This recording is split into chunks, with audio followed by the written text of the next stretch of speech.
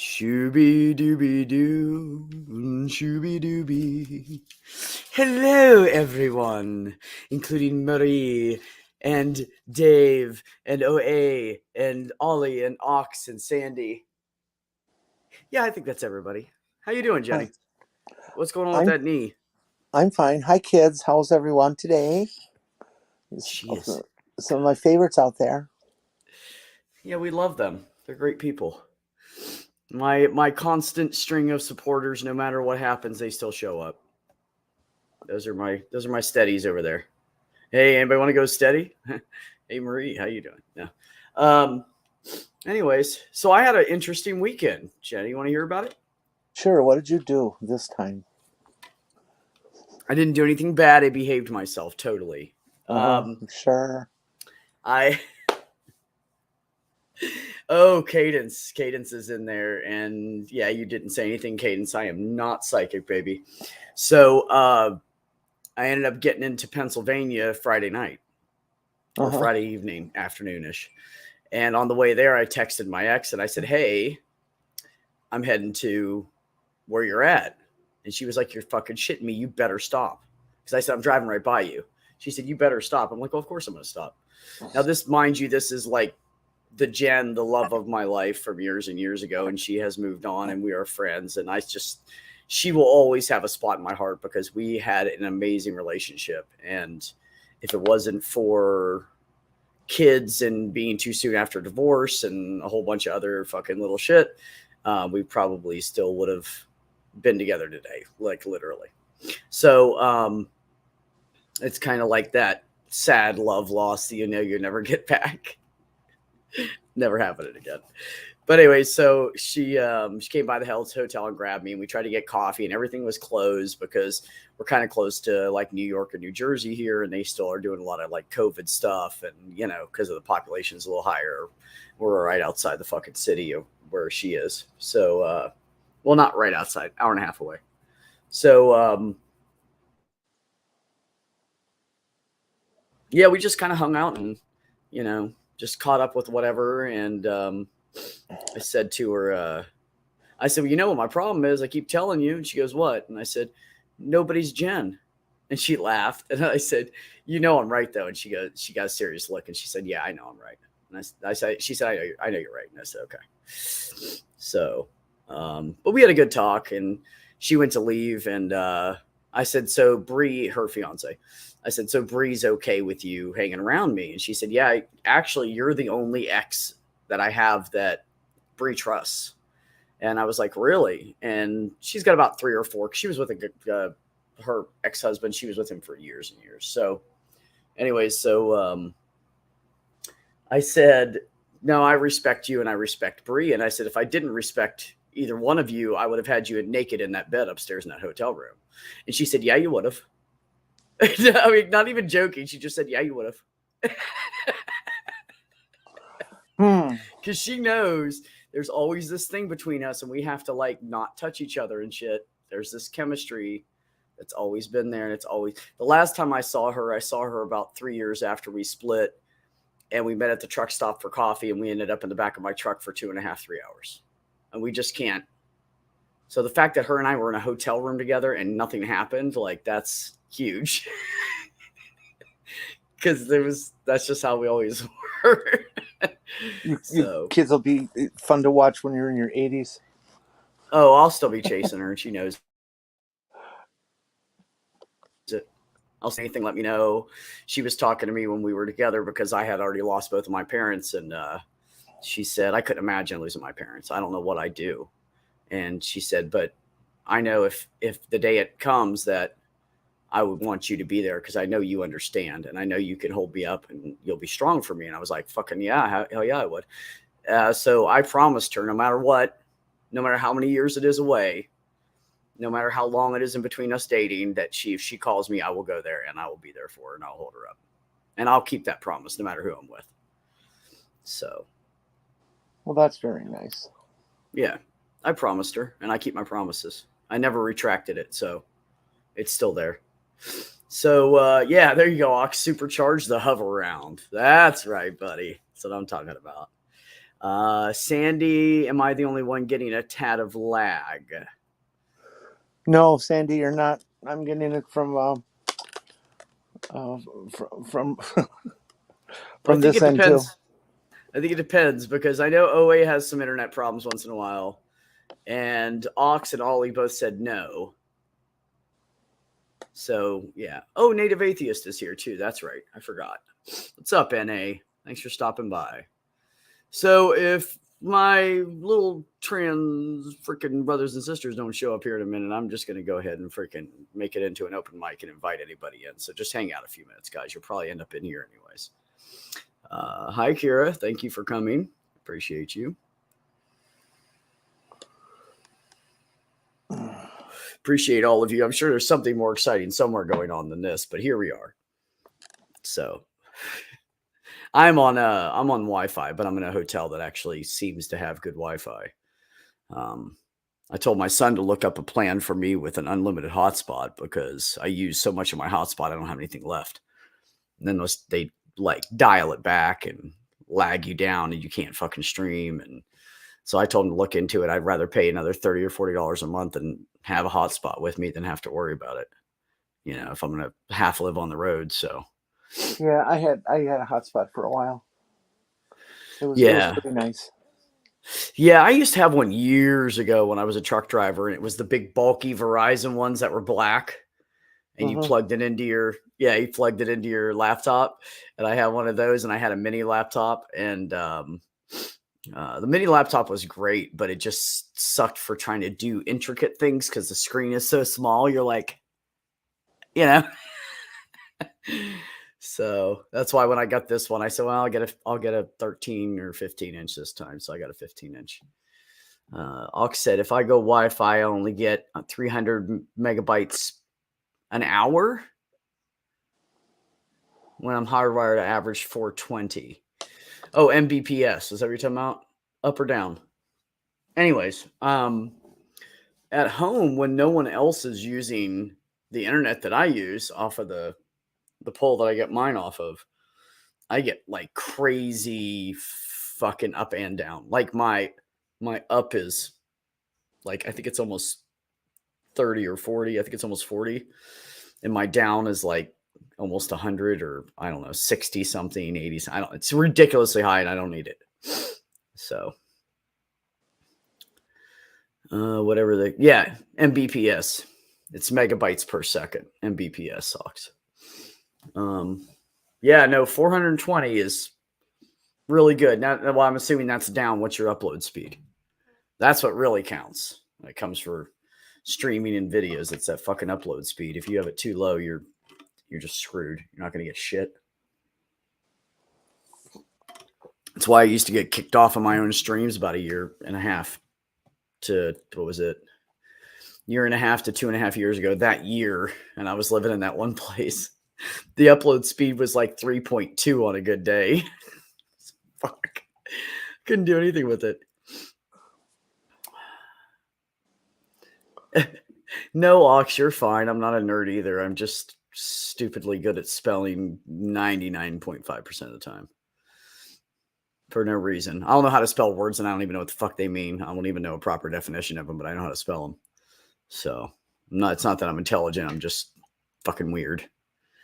So anyways, Jenny, so what's been new? What have you been up to? What's going on?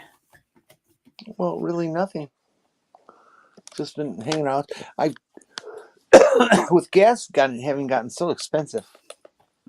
I can't afford to go anywhere.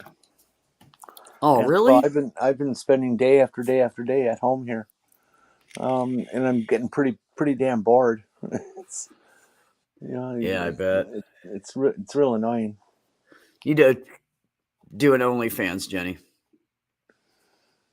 Do an OnlyFans. I don't know, show your boobs or something, your crotch, doesn't matter. Someone will fucking pay for it. I don't do that kind of stuff. Well, you'd have extra money. Why not? You don't ever have to show your face. Nobody don't even know who it is. That's half the fun of that shit. Like, people can use their imagination. You look like whatever they want you to. No, my upload is 60. I don't do that sort of thing. Okay. It's fine if others wants to do it, but not me. Thanks. Yeah, I mean, I don't care if people do it either. Like, whatever, but I would never do it. Penis. My nose is runny today. Hey, look at this. What? I said my nose is runny today. Icky.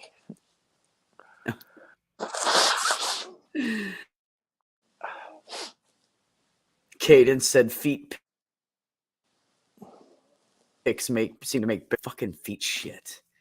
Anybody understand that? Cadence, maybe you do. Dip your foot in, yeah, you dipped your foot into all kinds of shit. Maybe you know.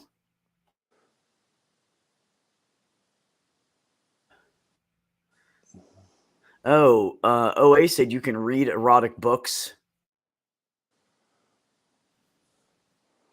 I've already done that. Just read an erotic book.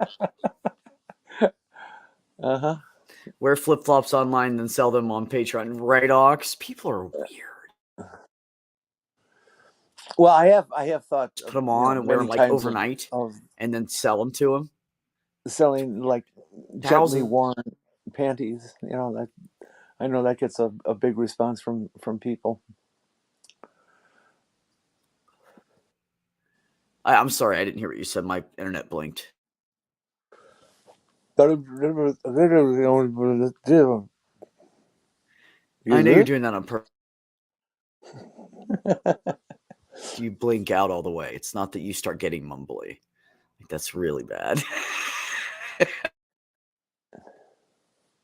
Well, I don't want to repeat something that the chat heard. Ox said, "No, Jenny, read them to other people." She said, "He said, read them and just record yourself reading." Oh! I see. Just read it. Okay. Read a raw. No, I don't want to do that. Be on camera. That's a lot of work. You could just have. That's what?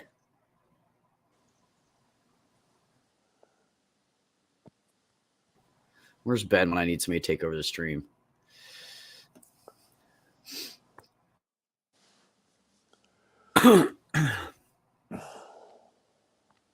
Oh, come on. I wonder if people would Foot fetish is literally a brainwash. I wonder if people would buy dirty, not dirty, but worn ones, stockings or like knee highs. Yeah. Oh yeah. It has to do with feet. $5 a pair. Would that be fair? Plus shipping. Yeah. Well, yeah, of course you charge them for shipping too. People would. Sorry, you broke up there. Sandy and Ox, everybody's getting bad internet night. What's going on Mondays? Is everybody online tonight?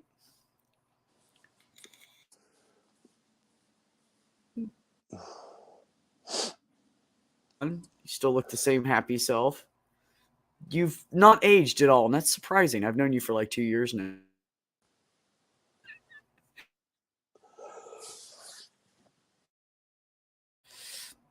Here, let me stop my camera and see if that helps. Maybe I'll.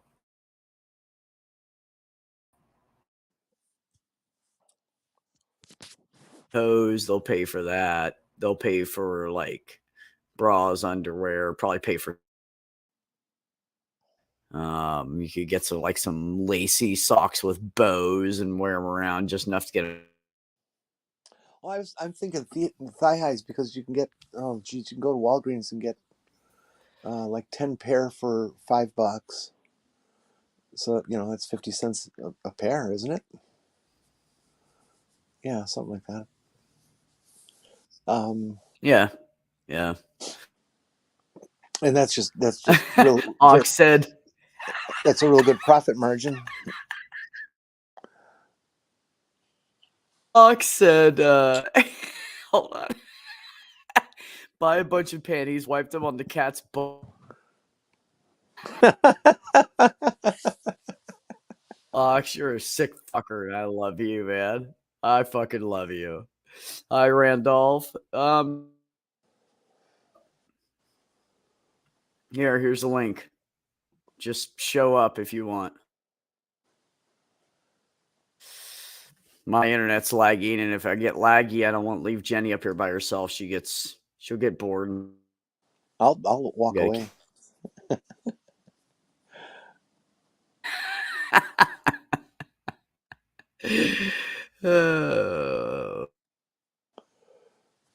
Guys, I don't care who comes.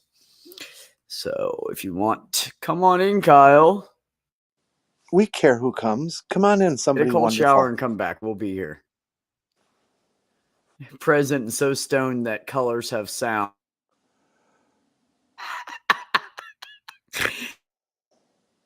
Alex said I asked if I could start a porno website. She said, fuck no.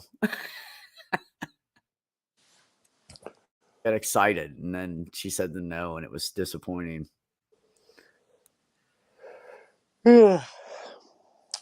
Yawn. Hey, sunshine. His friend has size 5.5 feet, and I told.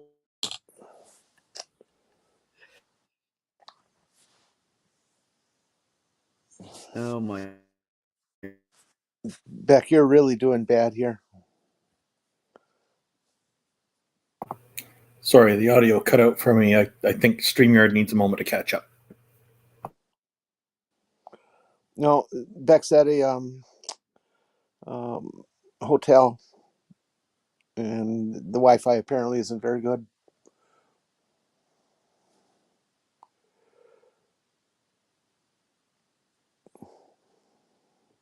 So, Randolph, what's going on in Canada?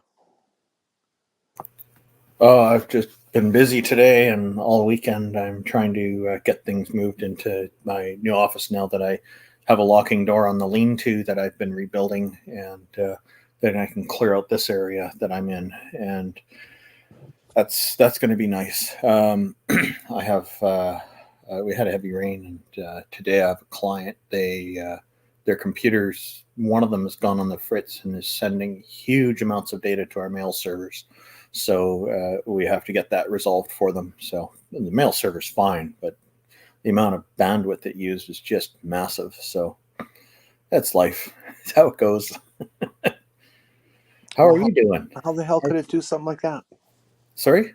Why would it do something like that? They probably got some malicious software on their computer, and the malicious software is doing it. That's typically what happens. So it's already running scans right now, and then once we figure out which machine it is, because it's not obvious which machine it is, then we'll be able to do more. So yeah, it's just how it goes with the territory. When you're running internet servers, stuff like this happens from time to time, and you just have to deal with it. It's easy if it's not a client because you just block them and forget about it. But if it's a client, you can't keep them permanently blocked because they. But how could that happen? Windows has been around for so long. You'd think That's they'd why it have happens. absolutely killer protection. Who told you that? I made it up, and so do they. Oh, that's brilliant. That's well said. See, I tell people that Microsoft is a marketing company, and then I stop there. And they ask, well, aren't they a software company too? I said, they just do it because they need to have something to sell, or they wouldn't make as much money. Yeah. Right.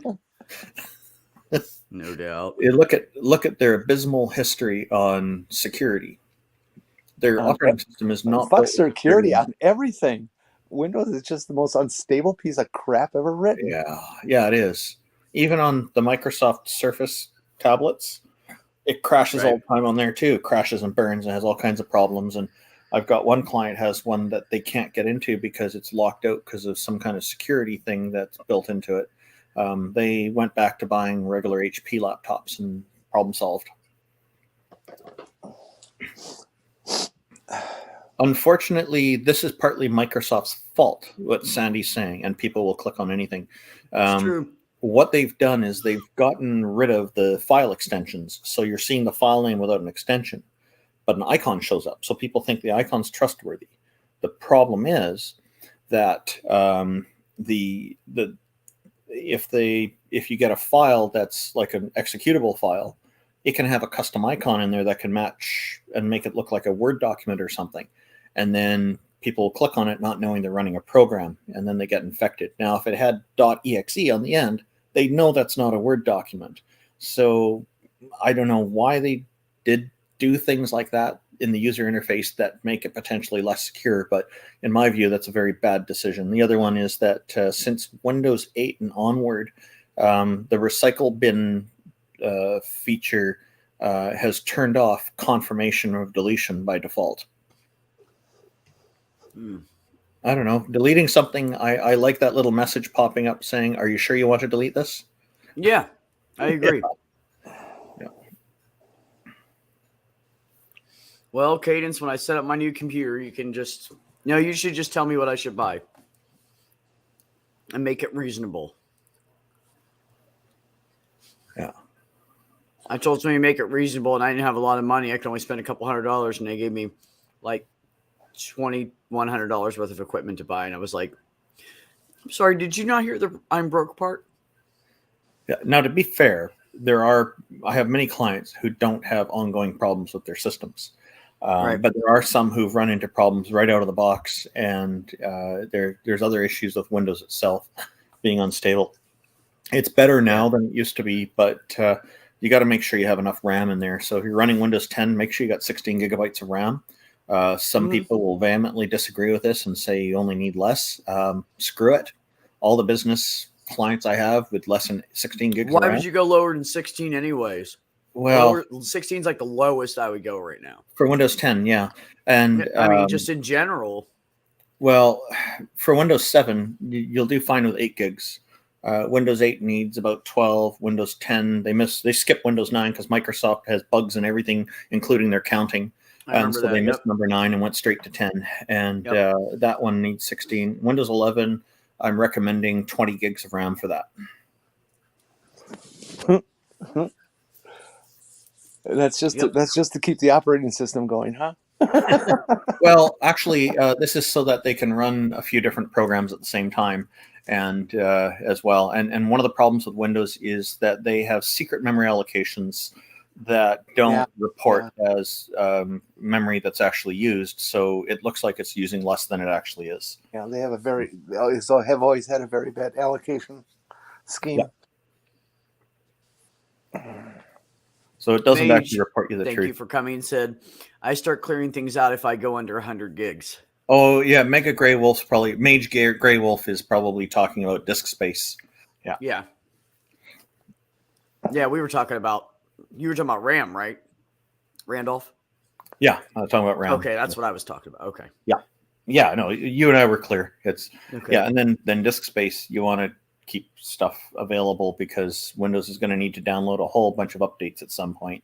And it's true. It won't need 100 gigabytes for that. You can do well with far less, but if you're starting to get down to less than 10 gigs of disk space, it's high time to get a bigger hard drive, because you can go ahead and delete files, and most of the people are not going to be able to find enough to delete to keep up with their needs at that point.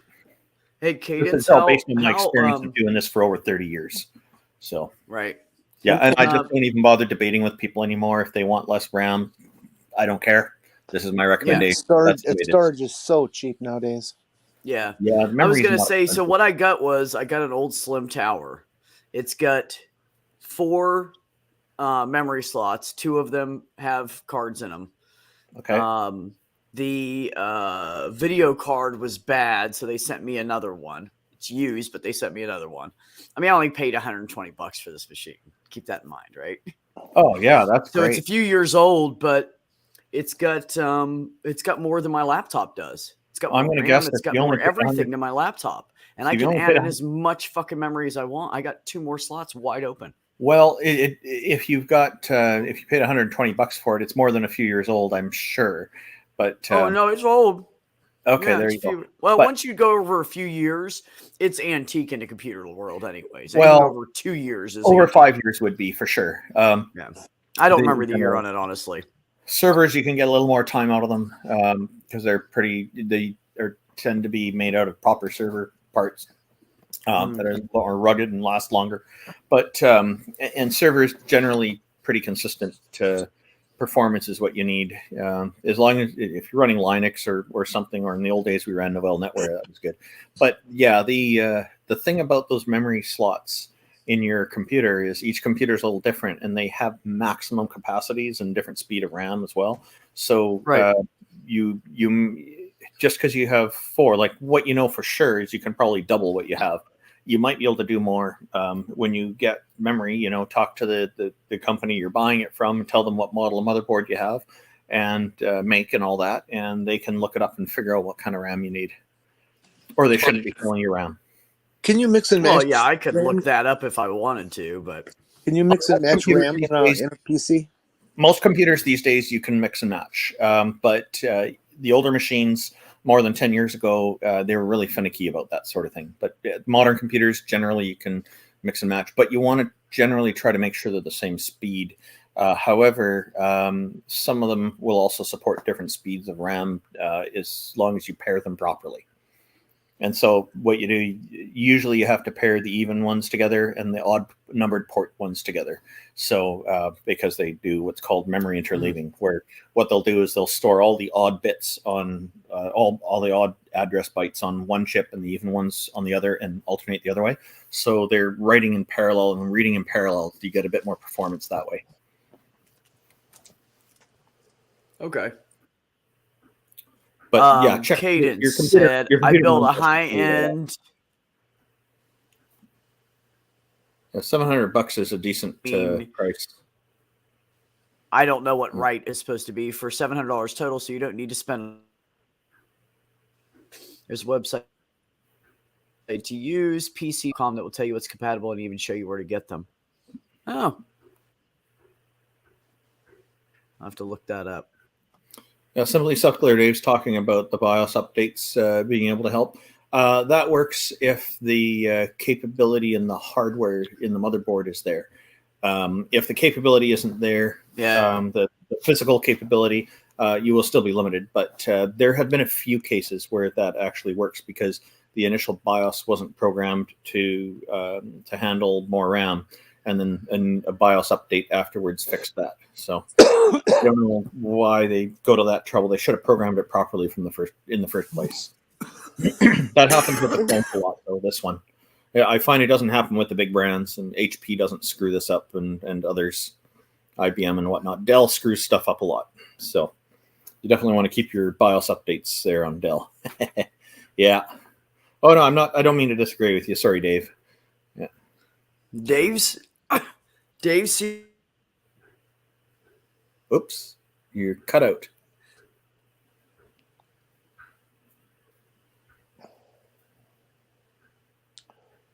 I wonder if it's me who's cut out here. Let me see.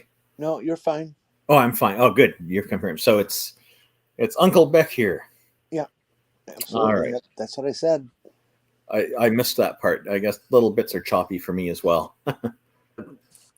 Roll the dice you get with motels. Hey, you're at a motel?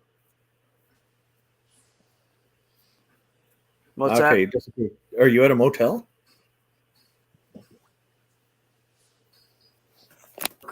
All right. I can't hear anything if you're talking, but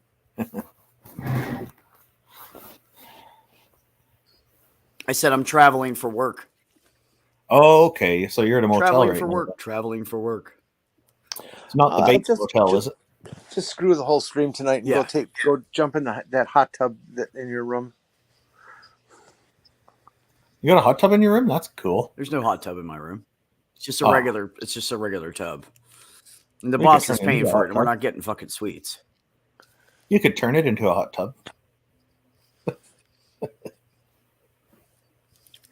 But you won't have the jets. That's the problem. No, I don't think it'll work very well. I'm just saying. Yeah. I could attempt it, but yeah, no. Hotel Wi-Fi, not motel. And we ain't going that cheap.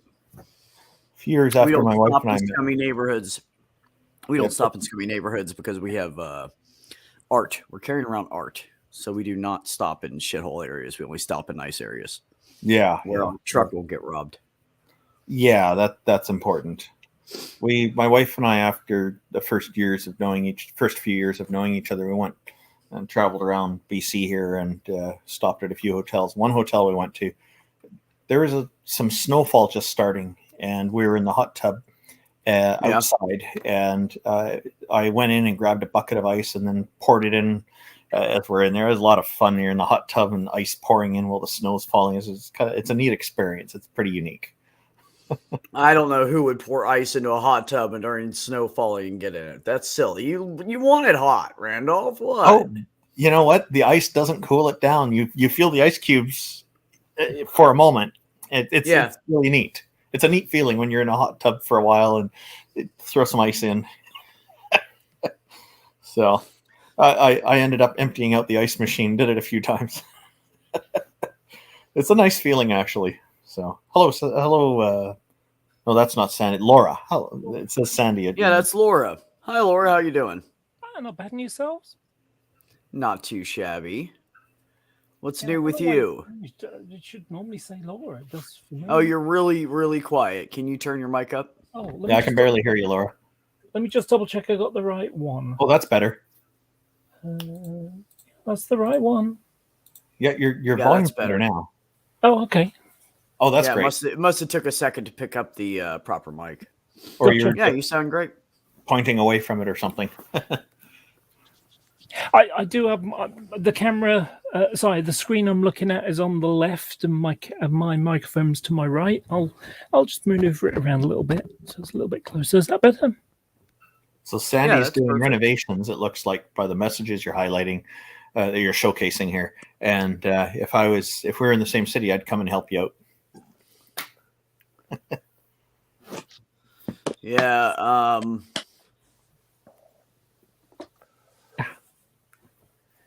So, Laura, how's things on Turf Island? It's yeah. In Manchester this weekend, there was a big turf rally or something. By the sounds of it, maybe 50 of them turned up. Maybe not that many. I'm not sure. There was an amusing part where some lady sort of took the microphone and said, trans women are women, and then she walked away with the microphone and they chased her to get it back. But of course, that's when immediately they started trying to shut her down, and it's like, whoa, you're not supposed to say something like that. Give us back the microphone. So yeah, I saw the videos of that. She was really quite assertive in her support for trans people. Yeah, and of course pissed them off good. Yeah. Oh, good. Well, the irony of it is they came to Manchester to do this because Manchester, not only our cities tend to be more cosmopolitan and accepting, but Manchester, after Brighton and maybe London, you've got Manchester. That's, people come to university here because they're gay, because they're much more accepted and stuff like that. Okay. We've got a gay village in town. Everybody knows where this is. So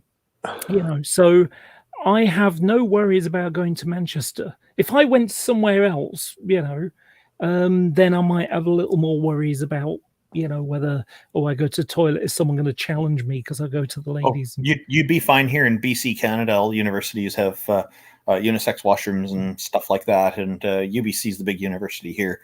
That kind of worldwide known, and they're very friendly to all this. So you'd be safe here too. Yeah, and when you look, the percentage of women that accept trans women is really, really high, especially in Manchester. Oh, okay. I suspect it'd probably be the same here. We have pride parades, although the last few years during the pandemic it was all on video. But I really like the ones in person. We brought our kids there right from when they're very young, and some of our friends are saying, "What? They're going to see naked people?" And I said, okay, and if they have questions, we'll be where their parents will be there to answer their questions. What's wrong with it? You see naked people at some point in their life. Yeah, everybody's naked under their clothes. Yeah. Shh, don't tell anybody. But what happened? They're so young, like they're just very young. And I'm not. I'm a furry. Yeah. Well, the thing is, there were a bunch of I'm becoming one. Trust me, Jenny. I'm going to be well, really hairy soon. there was a group of Getting bad. people all dressed up in leather, dressed up as animals and stuff, part of some bondage thing, I think. And this lady dressed up as a cat, all in black leather, came up, and like her whole body's covered. You're not seeing any skin. It's that style. And she comes up and she hands to our daughter a ball. And so Yeah. she took it, and it's just a foam ball. And our daughter, what she saw is a cat gave her a ball, not naked people all over the place.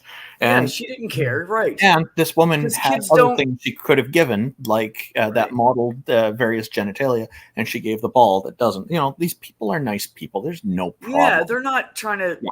They're trying to get everybody to get their kids to realize that it's okay to just be you. Yep. And I know our that's reactions- horrible. We really shouldn't do that. Yep. And our reactions as parents was they're okay, this is just normal, because we're at an event where this is normal, so treat it as normal. And it was an eye-opener for us the first time, like, holy cow, this is quite the party. Right. But yeah, it's basically a day-long party that ends in the pubs and clubs all night. It just goes until 3 a.m. the next day or whenever. So it was a good experience. So we went back year after year, and sometime after a while they started inviting their friends. And so we saw their families there too. It was quite nice get together. So I consider it a family event, even though people are kind of funny about nudity in public. But yeah. Well, SPM, I'm on testosterone, so my hair growth is getting much furrier. And yes, Cadence, I know the word you were talking about was furry. We know that, but John Hudson said, hell, I'd be soaking in the tub. My daughter will walk in, sit down and pee, and we have a conversation. No modesty in his household. That's how it was when we were growing up. Whatever sex you were, the other people could walk in. Like you couldn't keep a bathroom to yourself. There was like 8 of us trying to use one fucking bathroom. So there was no different here. Modesty wasn't allowed. The difference here is that bathroom time is private time, and that's but it's nothing to do with sex or anything. It's just Right. private time. Yeah. So yeah, it's just different. Nothing to be ashamed Sandy, of. It's private time. Sandy, my landlords I gave them $100 before I left. I stuck it on their refrigerator, and I stuck a note on it that said, "For excellent pussy care," with a smiley face. And so Colin comes in and sees it, and Kat comes up, the wife comes up and says, "What's that all about?" And Colin goes, "I don't know, I swear." And she smacked them. And they started laughing. I have to They say, both knew it was me. Cadence's comment here, I knew that was the magic word she was referring to, but when people said furry, I thought, okay, maybe I was wrong. I'm pretty sure that it's bondage. I don't really understand furries other than a costume and playing a character. That I can get. When it gets to the "this is me" kind of thing, that's when my brain goes, okay, I don't really get that. And of course, the reason I don't get that is because I'm not a furry. And that is exactly the same as I would expect someone to think of, like, I don't really understand how, I'm comfortable with my gender. The reason is because you're not trans. It's the same mentality, Right. It doesn't mean say I discriminate against someone who's, someone who's a furry. No way. Right. Yeah. I got to say, I like John Hudson's picture. He looks like he's ready to take care of business. He's such a great guy. I love that Yeah. guy, man. He's awesome. Yeah, there's Yes, Cadence, we know you are, honey. the furry stuff is, again, it's just another interest people have, and I think it's most important thing is people can do the cosplay, do the furry stuff, do bondage, do all these things that they like to do, and everybody's consenting, and everybody needs to remember informed, willful consent. That's the important thing. Yeah. Everybody needs to remember when it comes to stuff like people that are into furries or foot fetishes or whatever, as long as everything's consensual and everybody's of age, I don't give a fuck. Don't hurt anybody. So by consensual, that's my rule for life. Don't hurt anybody. Yeah, and by consensual, I mean appropriate. You're pretty much good enough of a person that I can fucking stand whatever you do. Just don't hurt anybody. Yeah. And then, well, unless they ask nicely. But but I mean, that's not hurting them. That's fulfilling their pleasures. I'm talking about like hurting, whether it's mental or physical. I know some sadists, some masochists who would disagree vehemently with that. I'll spank you, Cadence. Don't worry. I'll dom you. And I think Cadence is making this point here. These sadists, are they people who talk to Darth Dawkins? Who? I've spoken with Darth Dawkins 6 or 7 times now. Oh, yeah, I promise, Cadence. I really do. Sorry, that was a joke. I was basically saying anybody who goes to talk to Darth Dawkins must be a sadist, because that guy is just an arse. You mean masochist?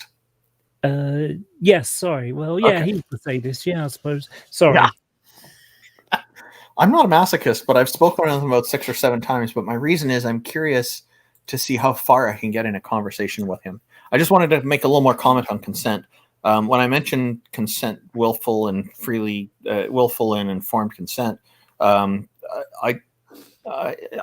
mean to that the age appropriateness is implied there as well, because people who are underage are deemed, especially really young ones, are deemed to not be capable of granting consent in a valid way, or maybe comprehending and maybe being fully informed. So that's where the issue gets in. So I'm agreeing with you here, B. Yeah.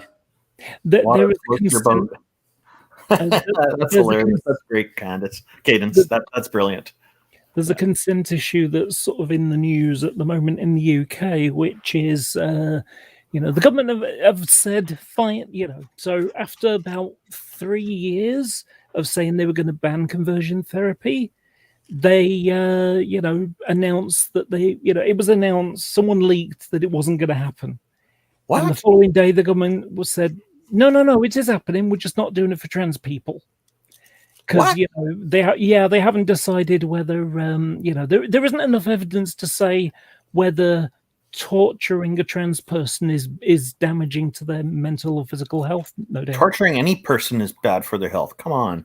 Yes, I know. We know that, but but trans people deserve it. You can't tell them. It's very important. Tell them to get with the Commonwealth and copy Canada. We banished. Not only did we banish conversion therapy, we also banished the advertising of conversion therapy and the conspiring of taking someone out of the country for conversion therapy. Oh, that's the worst. We banished all of that here, and we just did that, I think, last year before. It's very recent. Unfortunately, there's the other elements is so they're really only banning it for people who can't consent. So, if someone like, say, someone who's disabled or a child, they can't. It's going to be banned for them. But an adult who maybe is a believer, they can consent to being tortured.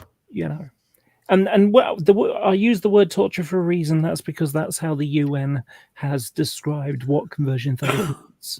Yeah, we codify it in law as torture as well here. It is torture. I agree with you. I don't know. Like, to me, it's the charlatans who are pushing and selling conversion therapy, who are the only ones that seem to not recognize it as torture. Yeah. So yeah, if you're a believer, you can be pressurized into undergoing conversion therapy. And you know what I've heard about people going to conversion therapy? They end up still, the people who run it, half the time their sexual orientation isn't what it's supposed to be according to their religion. And they end up making secret friends anyway. Yeah. Yeah, so how successful is it? It would be interesting to find out how much of that goes on at these conversion therapy places. I bet it's more common than people realize. Oh yeah, it's going to be on download territory, isn't it? I cannot. I'm not authorized to share the name of where I'm working, but I'm involved with some people who are authoring legislation to ban conversion therapy in a specific place, and I can't be any more detailed than that. I'm sworn to it. That's fine. But I'm their trans advisor on the whole project. Oh, good for you. You're the right person. So you're a transvisor. Nice. No, I'm not. No. Transvisor. No. Nope. Nope. Why? That's not funny at work.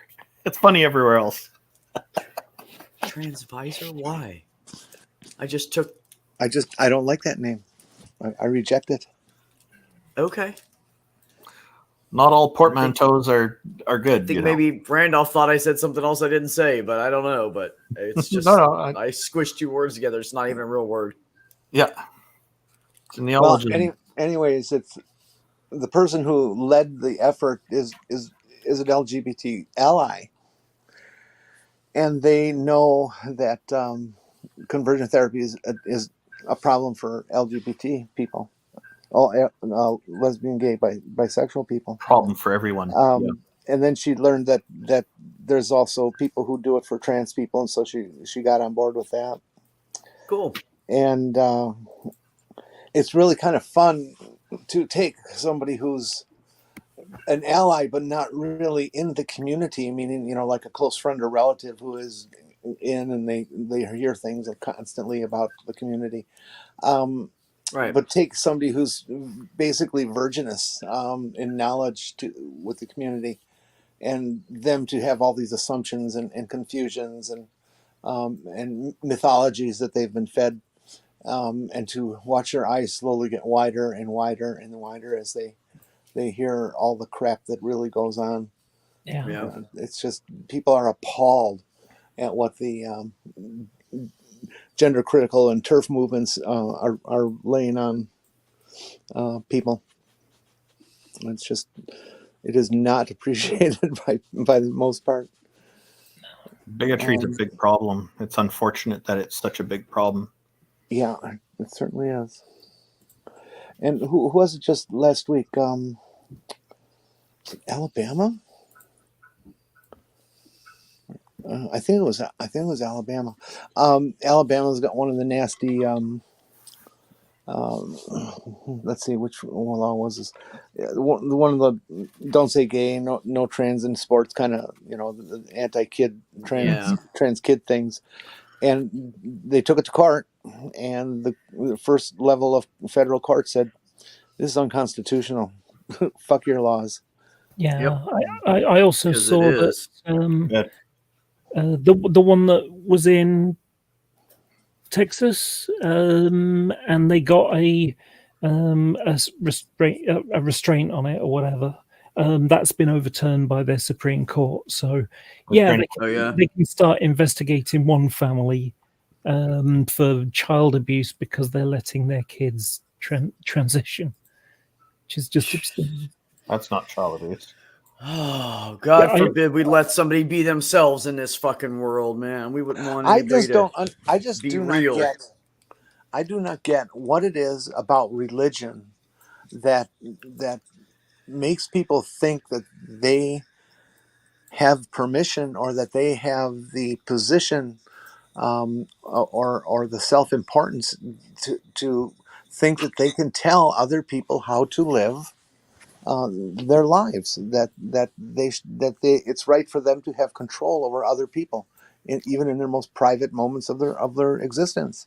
And of course, I just don't get it, why religion is that way. And it's monstrously ironic as well, because these are Republican people, and yet isn't Republican supposed to be about small government? Well, not just small government, but personal freedom and responsibility and everything the Republican Party does and has for about the last 10 years has been absolutely 180 degrees from what they're saying. Yeah. Okay? That if they're saying freedom, they actually mean control. Mm-hmm. If they say states' rights, they actually mean, no, you can't do anything that we don't let you do on the county level. You see, Jenny, you highlighted the divisive nature of religion. It's it divides people. I find, I complain about this for years, is that they criticize religion for years on this, is that they divide people into two camps: conformists and nonconformists. And people are people feel comfortable when they think that things are controlled, and that's what religion conditions people to do. So they're trying to make sure that the whole world is under control. And some of them have this idea, it's quite a popular idea, that if only everyone in the world would give religion a chance, then we could have world peace. That's the mantra that seems to go around. I think that's kind of the driving force behind it, but that's mostly coming from the preachers and whatnot. I don't recall that actually being in biblical or Islamic texts or anything like that. They don't want peace. They want the revelations to happen. The end days. That's. I just don't accept their claim to want peace. Well, to them, that's the ultimate peace. Because once everybody's dead, they can all have peace. Yeah, well, once they all get raptured, I get to have their It's a death cult. It's a death cult. Christopher Hitchens is right. It's a death cult. The thing that sort of scares me about, it was something that popped into my head when Pence became the vice president, because he's a dominionist type and, believes that like God guides him and everything. And all it takes is for one lunatic politician who thinks like that to be in think about it in the sort of Putin sense right now. God put me in the position to be able to press that nuclear button. God made it so that I was in a position so I could start the Third World War to bring revelations true. It's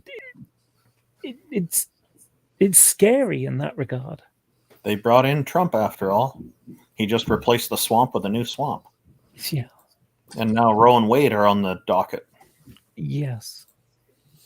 So, Dr. Cross, I have to make a joke real quick. So, Dr. Cross said, honestly, at John Hudson, I have more trans friends than cis ones. So, this person came on my stream who was saying transphobia things with someone else. And I said, you sound like a transphobe. And she said, oh, I know trans people. And I said, yeah. I have a black friend, too. That's not the point. Yeah. And it was a really tense moment, so nobody laughed. But then I told because I have this one friend, she is half black. She looks more black than anything else. She's half black, half white. And we've been friends for 12 years now. And so I said, Mo, I used you for part of our conversation. I said, I have a black friend. She goes, well, you do. I said, see? But no, we've been friends. I hit on her during EMT basic school, and she just pretty much let me know she wasn't interested. So, yeah. Anyways. So now that this is all going on, her husband's worried about me. With her. Oh. It's pretty funny. I'm like, she doesn't want me, bro. She got what she wants. We're freaking out. Anyways, I know Cadence. Dr. Cross has rockin' ass hair. You don't even know Cadence. I don't think you've been here when she's taking it out and let it fluff and everything. It's fucking awesome. It's rocking. I like why isn't she? It looks so good on her too, huh? Why isn't Doctor in here? Come on, lady. I don't know, Dr. Cross. Why aren't you in here? How are we going to flirt with you if you're not in here? Get in here. No, I won't flirt with you, Dr. Cross. Come on in. We'll let Jenny flirt with I you. will. Yeah, Jenny will flirt with you, though. Cadence and Dr. Cross can both join, and then they can compare their hair. Cadence said, my hair is straightened down to my ass. That would be a monumental task. Oh, to make it fluffy? Well, I mean, some of us just don't have that luxury yet pain in the ass of having that kind of hair. If I had that kind of hair, it'd be a waste because I would just chop it all off. So it's no loss that I don't have long hair. My hair was not that wonderful. I wish I had longer hair. I hated my hair. I would totally give it to you, Laura. Actually, it was for a female, it would probably be great hair. But yeah, I hated it. So my wife has long hair. I like don't. mine like I keep this. it short. Yeah. Yeah, Yours right. is shorter than mine. I know, man. I just cut it myself. The back's crooked, but I just wanted to get it I off should have before I cut mine started again, seeing it's starting to driving get- around in the truck and sweating at work and stuff. So My wife always helps me just with the back tapering, but the rest I got to cut myself. It's getting too long to. there you go. Ox, I love it. It was an ebony halo. That is perfect because she's an angel, anyways, right, Ox? Even a So halo. the angel had the ebony What halo. It was Interesting beautiful. image. Well, you can tell when a woman, no matter who, any woman who takes care of her hair versus one that doesn't. And with the ethnicities, when the hair gets coarser and blah blah blah and thicker, then they have to fight even more, and they have to put more product on it to get it to relax and soften and not be brittle and break off and all that stuff. So I can appreciate a woman who takes care of her hair, especially any BIPOCs, because they have to fight harder to get their hair to look that good. And like you can tell they really put some effort into it. What do you So say, Vipox? I can appreciate that. Yeah. What's Vipox? Everybody that's not white. Oh, okay. It's anybody that's of color, basically. That's a new term to me. Interesting. Anything, I think I said that right. Anything down from like the lightest Hispanic person up to the darkest African American or African or whatever. Like all of those people. Everybody except for us, Randolph. How do you spell it? BIPOC. Oh, bi, not vi. Okay. No, BIPOC. Oh, Vipox. I believe it's biracial. Wait a minute. Shit. Oh, BIPOC. Oh, I see. Okay, that makes sense. Biracial. Does it have immigration? It's written down, immigrants? and Dr. Cross has got it. Bira- Black Indigenous people of color. Thank you, Black Indigenous. I was like, what's the I? Sorry, Ox. Don't get mad at me. I'm sorry. I first I forgot heard what the I was. I Vipox, suck. and I was looking for VIPOX, and nothing was coming up. Oh, no. BIPOC. I'm sorry. Yeah, I misheard. apologize. Just to I talk too fast sometimes, Randolph. You know I do it. I talk too much and too fast. That's sometimes. okay. No, it's Sometimes I don't say shit. Just depends on my night. Yes, thank you, the Cross and the Dave and the who is down here. It is dun dun dun. Oh. Dr. Cross. Turn on the echo. Okay. Hi, honey. Hi. that was Hello. a great Yeah. introduction. I'm rolling a joint, so I'm good. Hi, sweetheart. Hi, Jenny. How are Hi, you? Randolph. Hello, Dr. Cross. Hi, Laura. Hello. Don't think we've spoken before. I don't think we have. You haven't met my Careful, little Laura. She's dangerous.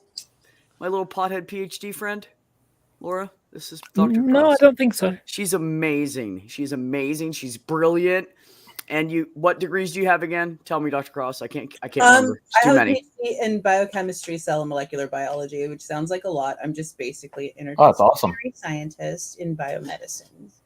I'm sorry, hold on. Randolph.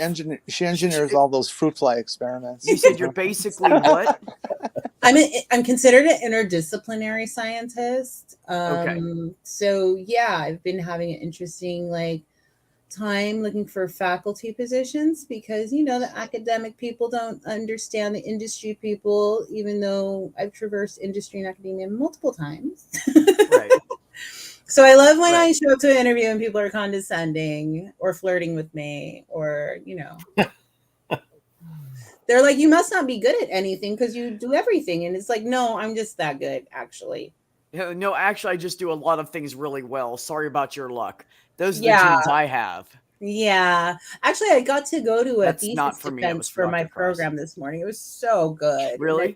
it reminded me that people that teach in medical schools and stuff and do research there, we have to tell people about it, and it has to make sense to normal people. And so we tend to talk like normal people and act more normal, I guess, like everyday people, like lay people. Some of these schools, I'm like, honey, can you stop? Because you don't need to speak like that. People that talk in technical detail all the time, it's just annoying. And it comes across really condescending when you're talking to a future colleague, like, ugh. Yeah. What do you do? Why is it important? Just fucking say it. I do have to tell you, Ox, I saw the initials and I was trying to figure out what it meant. I was about to ask you, and then you wrote it. And by the time I got to the second M word, I almost puked. So a little warning, bro. It's a shame that there has to be an acronym for that problem because seriously, right? Because there's so much of it. Otherwise, there wouldn't. Do you know how many indigenous women in the United States, women to girls, come up missing every year? It's literally sickening. We have some. It's like the numbers of POC women back in the past that used to get like kidnapped and impregnated and blah blah blah blah blah. It's like that, but these people aren't. We can't find them again. There's problems like that here too, and there's a guy named Robert Picton was found running a pig farm where he was apparently disposing of bodies and all that kind of stuff. So, like, the double problem with reservations is that they're self-contained and self-governed, but also it's usually a lot of vast land, and there's like all kinds of problems with how Native Americans have been displaced that like feed into this problem. It's really interesting. Yeah, we call it the Highway of Tears here. So simply Secular Dave's referring to that. Mm-hmm. Yeah, it's considered a cross-border problem, not Canadian, not American, but both. Yeah, and it is both. Literally tens of thousands of missing women over a certain number of years. Well, look at it, Jenny. Wow, it's been ignored. It's been ignored by every province, every state, every federal government. Yeah, it has till now. Until it has. Recently. That's just like with all the Catholic churches that are spread all over the place from our southern border up into Canada, and all these places have all these indigenous schools run by the Catholic Church, have all these dead babies and kids that no one knew about. It has nothing to do with Canada or the US. It's the fucking Catholic Church. It's about fucking religion, and fuck them and fuck them and fuck them. And I think Mathpig was telling me about in Ireland they had a problem with 800 or 900 dead buried children found in the Catholic schools there, Catholic churches there, but they're not indigenous; they're just white. So this exemplifies your point. But in Ireland, those are the indigenous. Oh, they are. Oh, Ireland's full of a bunch of freaking white people. Yeah, with red hair and brown hair and dark brown hair. Yeah, like, so that's what the Irish look like. It's a taking bit like the low-hanging fruit. Yeah, it's a bit like still the indigenous of New York. I'm sorry. Holy cow, 6,000 in 2016. Yikes! It's a bit like the population of New York. Most people from Ireland are from Ireland. Okay. A lot. You might have lost me, but okay, I'm gonna get it in a second. The joke is that a lot of Irish people went to New York. Oh yeah, God, yes. Yeah, there's a long history. Like, for example, cops. New York cops, the amount of Irish people or Irish ancestry is huge. Right. So John Hudson's pointing out that the Mormons had Indian schools too. So, it seems that the really wealthy religious institutions seem to have a lot of these problems. Mm-hmm. Well, I mean, the big churches are really into missionary work and colonizing. I mean, we have like indigenous people who are literally killing them every time they come to their island because they're like, no, we don't want you here. I'm sorry, John Hudson. Did you say a religion? So I'm still right. Yeah. It doesn't matter. It's still religion. It's still fuck you. The religion, original fuck you, religion. Fuck you, religion. And something else worth mentioning. When you hear about, Catholicism and gay priests, or rather molesting children problem, this is something that is common among most is an exaggeration. Sorry. A lot of churches have this problem. A lot of Protestant churches have this problem. Mm-hmm. The only difference is they're not one big organization. There are lots of little organizations. Yeah. I call that the Catholic sexual abuse, child sex abuse epidemic. Mm-hmm. And I found that I've got pushback from quite a few Catholics who don't like it, but they can never really argue effectively against it. They all they can do is object. Yeah, I mean, I have a theory about. It's an epidemic. Yeah, there's. I don't want to conflate the two. So this important is to remember that these are separate things that afflict the Catholic Church. So first of all, there's been a lot of priests that have come out as gay. Yeah. I think the reason for that is that they're Catholics. Being gay equals a sin. Well, what's the best way to deny it? Just go into celibacy, join the priesthood, because then you don't have to be sexual at all. There's no expectation to be sexual. So if I do that, then maybe these thoughts will go away. And if you do it secretly, most people will turn a blind eye anyway because they want you to remain pure in the public view. Yeah. Now, when it comes to pedophile priests, again, I think a similar kind of thing. If I join the priesthood and maybe these thoughts will go away because I'm not being sexual anymore. And unfortunately, they are in a position of authority and power and they abuse it. Pederasty, not pedophilia. Pedophilia is just the desire. Pederasty is the actual child molestation. Okay. Yeah. But the people who act on it that are the problem. And I've seen a similar kind of thing amongst trans people. The amount of trans people I've come across that have joined the military or have become engineers, because those are manly things. And if I do that, if I do manly things, then maybe these thoughts will go away. And they don't. It's like a self-imposed. I know a lot of gay engineers, so that's funny. It's like a self-imposed form of conversion therapy almost.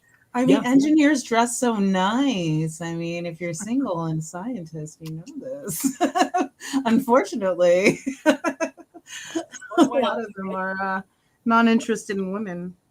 Yeah, I think you would enjoy having a conversation with my friend Fiona, because she's got a doctorate in molecular biology as well. Oh, no, Dr. Cross, I'll have you know that I clean up quite well. I think you're gorgeous. I look good in a fucking tie and a button-up shirt. You're a very vest. handsome. I don't go for. I'm not a jacket guy. I like vests. Oh, I like vests too.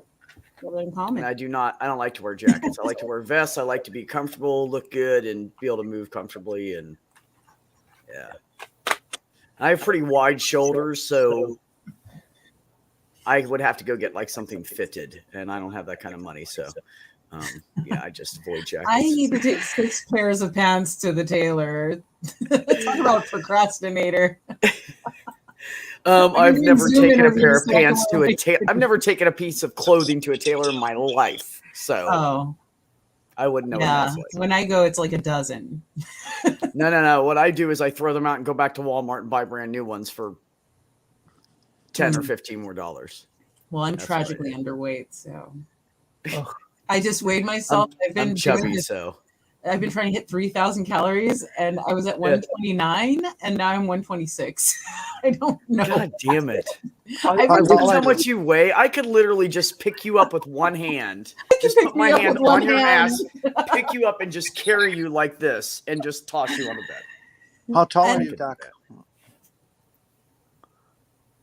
I'm 5'7", so that's okay. She's actually she's an inch taller than me. It's okay. I can dig it. It's all right. I can. I wish I had a woman being underweight. I really do. Mine's completely the opposite. It's awful. I'm 5'11", and starting from the end of last year, I brought my weight down from about 240 to 191. Oh, that's good. That's a good. I'm 6'10" and 375. 6'10". 6'10". No, I'm lying. No, she's like 5'5".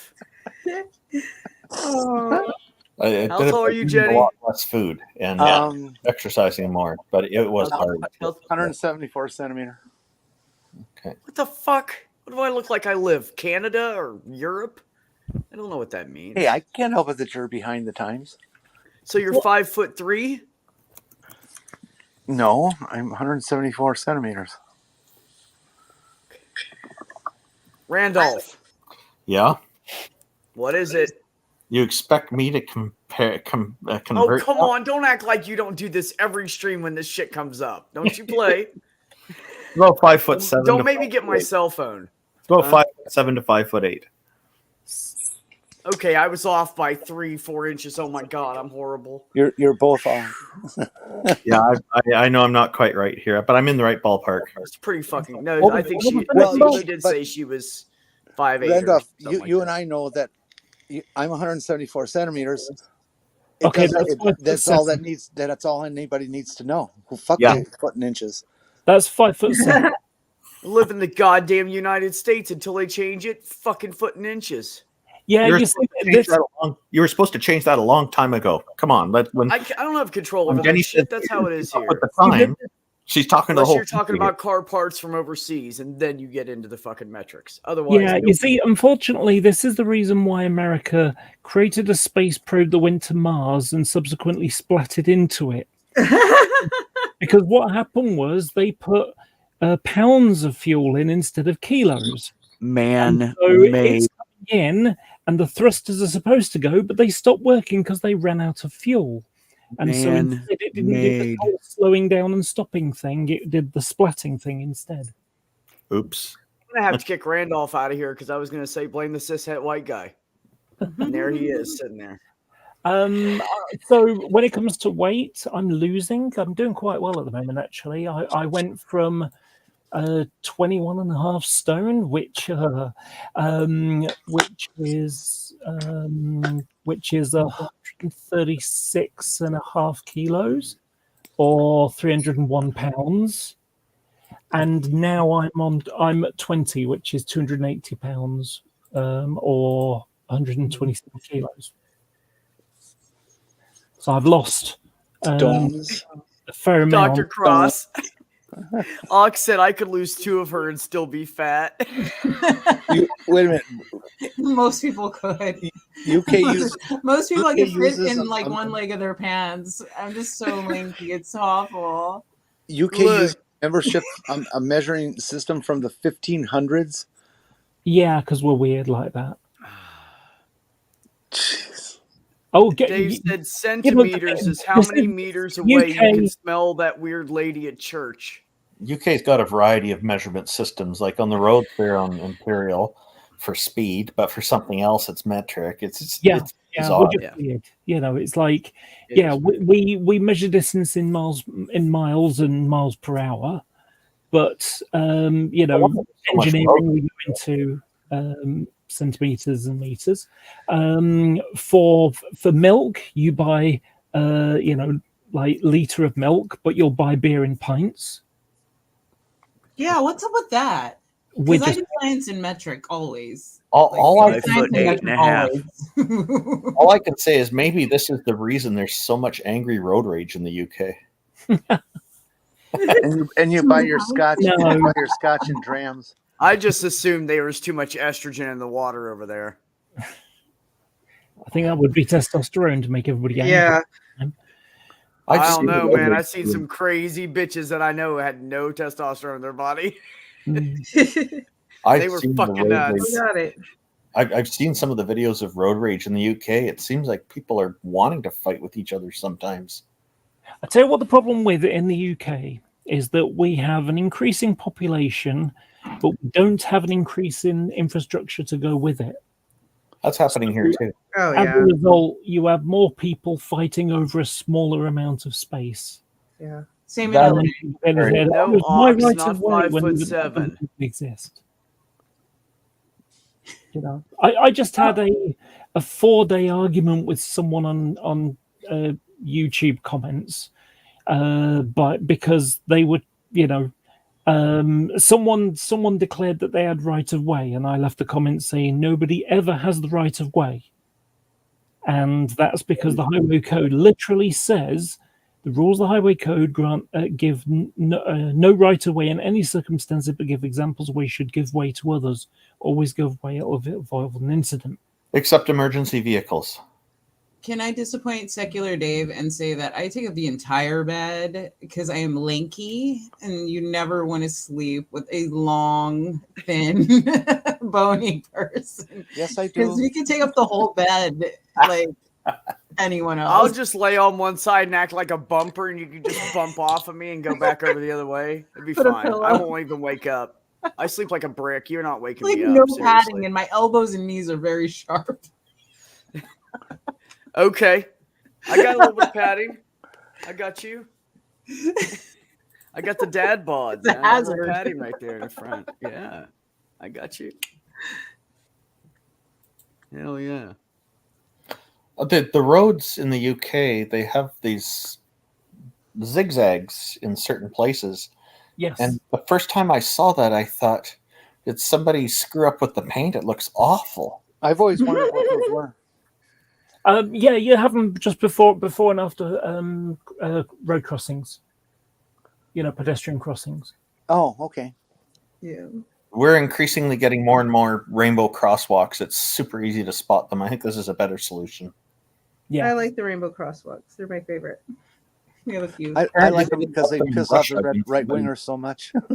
Apparently, they weren't liked in Russia when some people were painting them in originally, and the police were trying to track down who was doing it, and I guess they didn't win that one.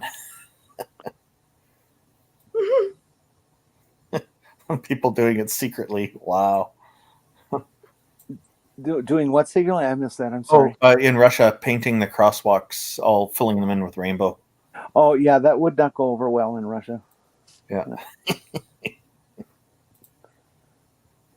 Russia. I did hear about that. Hilarious. There you go. I've just screen sharing a zigzag example. Uh-oh. So this is Those jagged lines, they're terrible. That just looks so... What does that mean? it means that there's a zebra crossing there. So basically, you are never, ever, ever allowed to park on one. That car is on that side, but you're never allowed to park on, here or wherever. It just looks so awful. The whole point is to get your attention. Can't park. Yeah, but it just ruins the aesthetic of the whole place. Like, I don't think so. You don't really, that's a personal opinion. I don't know. yeah, I'm just not I used don't to think it. it would bug me much. I don't think you need aesthetic when it comes to safety, to be honest. Yeah. Are you one of those I hate roundabout people, huh? Oh gosh, yes. Roundabout. I'll be back in a few minutes. I got to take care of something here. I love roundabouts. Okay. It's a round. Nothing wrong with I roundabout. know where there's one. There's one about. Wait a minute. Where is it? There's one here. There we go. So you can see there's the zigzag section here. What's the section after it? That's just a junction. So yeah, let me go down to the street view level. I rainbow. don't understand why it's down like the middle of the road, though. So yeah, so what happens is no one could park a car here. That would be illegal. That's breaking the law. And the other side too, though, the middle. Yeah, the idea is that if you're a pedestrian and you're looking this way from the curb and there's someone parked there, you can't see any vehicles coming. And so the idea is that it makes sure that nothing's in line of sight. No one can walk from behind a vehicle crossing the road. And then I'll follow a taxi here, but there's a junction, so it's going to be straight ahead and turn left. And then this is a bike box at the front. So the cyclists sit in this section, and then the car's supposed to stop here.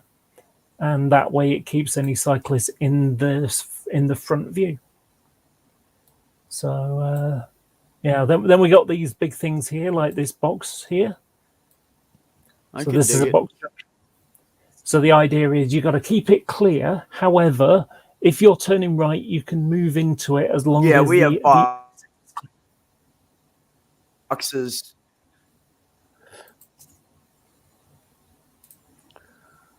So, yeah, we have boxes in the middle of or park or whatever. Yeah. You have to keep it clear. So I think the last time I came, those two. I mean, we didn't used to, but they appeared Anyways, Yeah. I don't have any Yeah, proof. too many people Or from don't seem to Canada or something. understand. Yeah, there's a box junction just around the corner from me, and at 5:15 on a weeknight, so everyone's just finished work and they're all heading home. It's amazing how many people will go into that box junction and then block 2 lanes of traffic when the lights change. Right. No. We ride on the correct side of the road. You know, the whole reason why this is the history for you, okay? So the reason why Britain is on the left and some other countries as well, it was a British Empire thing back in the day, is because, you know, in the old days of knights and shining armor type stuff, what happens is you ride on the left side of the path, the road, whatever you want to call it, the trail. And what happens is if you're friendly, you use your right hand and you shake their hand. You're not going across the horse. You're on, you know, the other person is coming towards you and passing on your right. So you can shake their hand. If they're an enemy, you can pull out your sword with your left hand and fight with your right hand, and you're not going over the horse. The reason why America goes on the rides on the drives on the right is because back in the old Little House on the Prairie days, the most common what do you call it, horse and carriage kind of thing.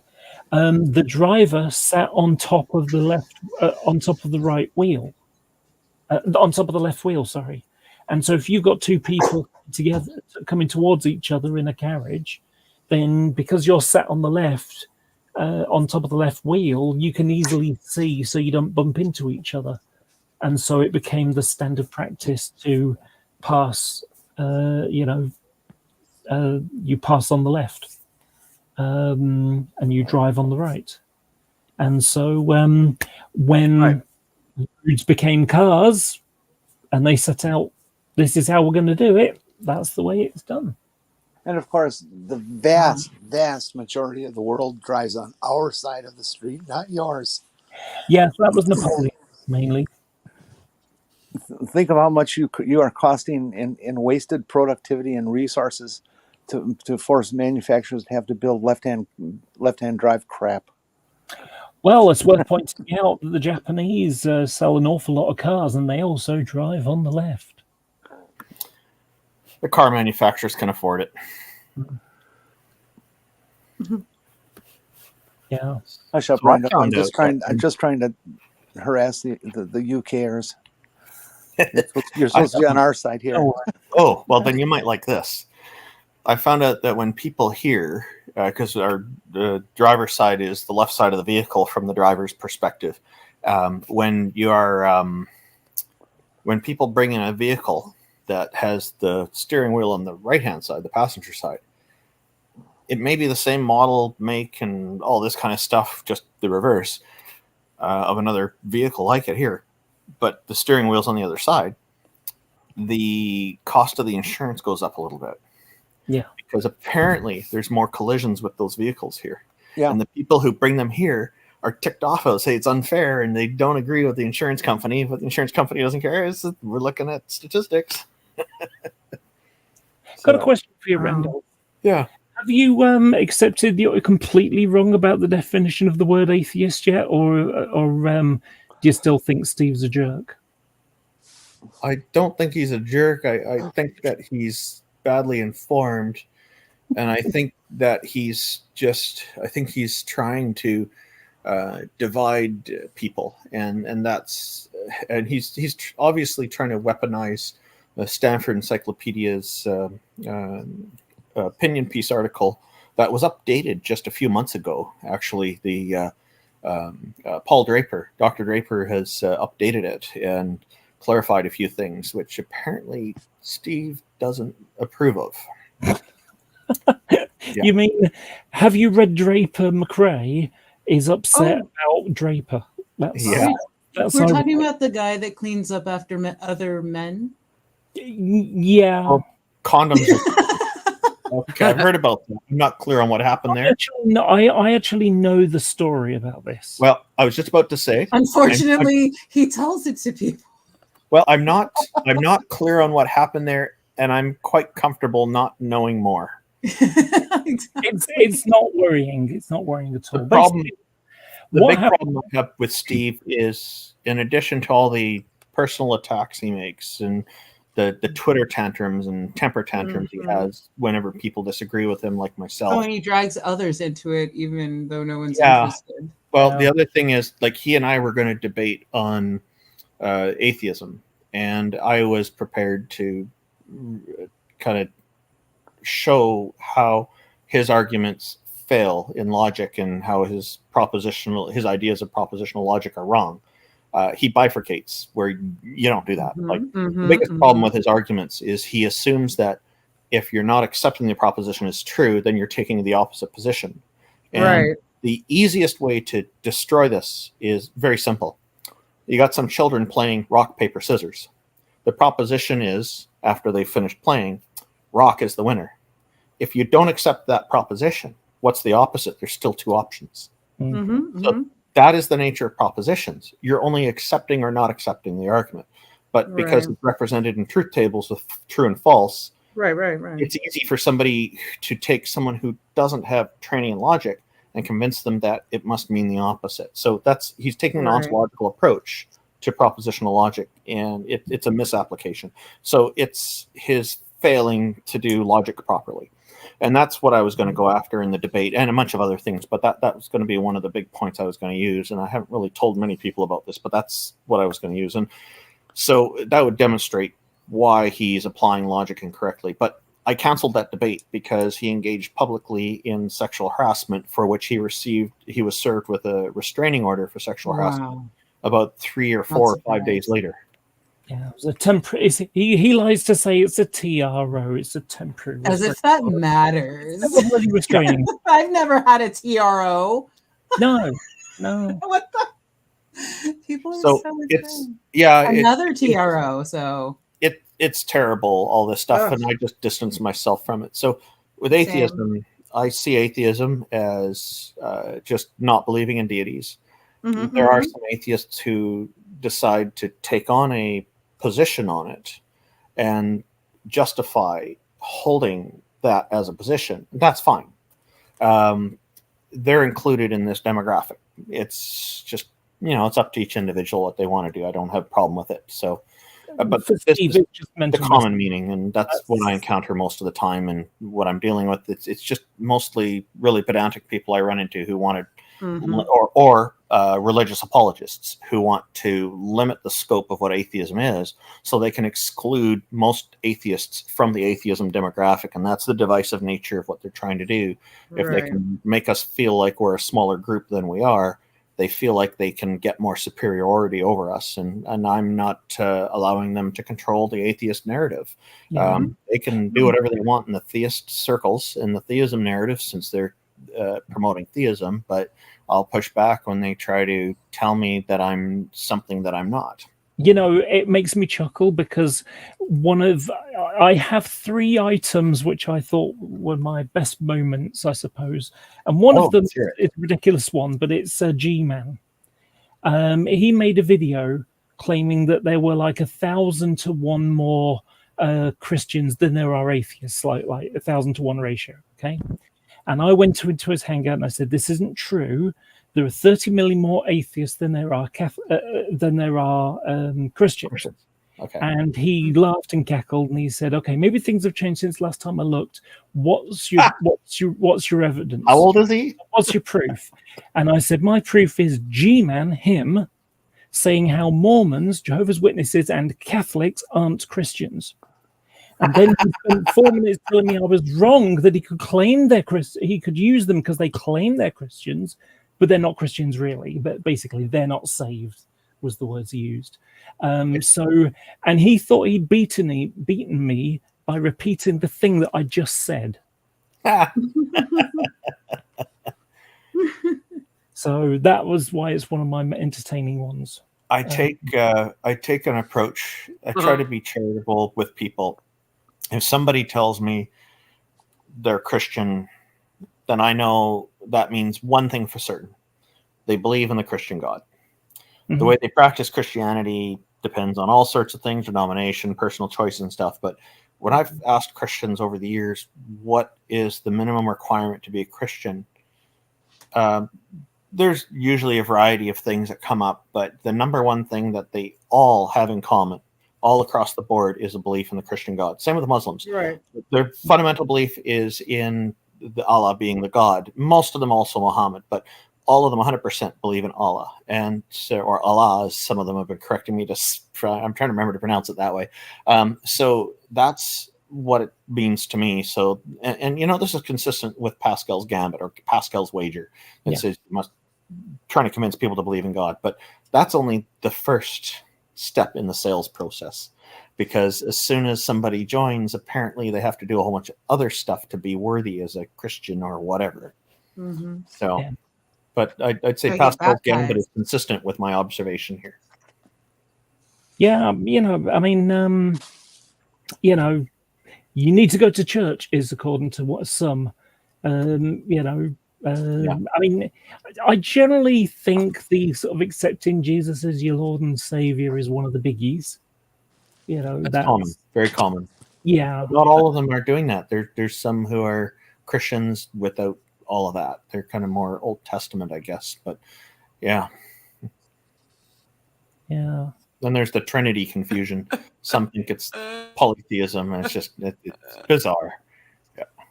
You want to know something funny? Britain invented the microwave. The cavity magnetron was invented during World War II, and believe it or not, it's got a connection to carrots. So if I was to ask you what vegetable helps you see better in the dark, a lot of people will say carrots. And the reason was because in World War II, so this was 1941, okay, early part of 41.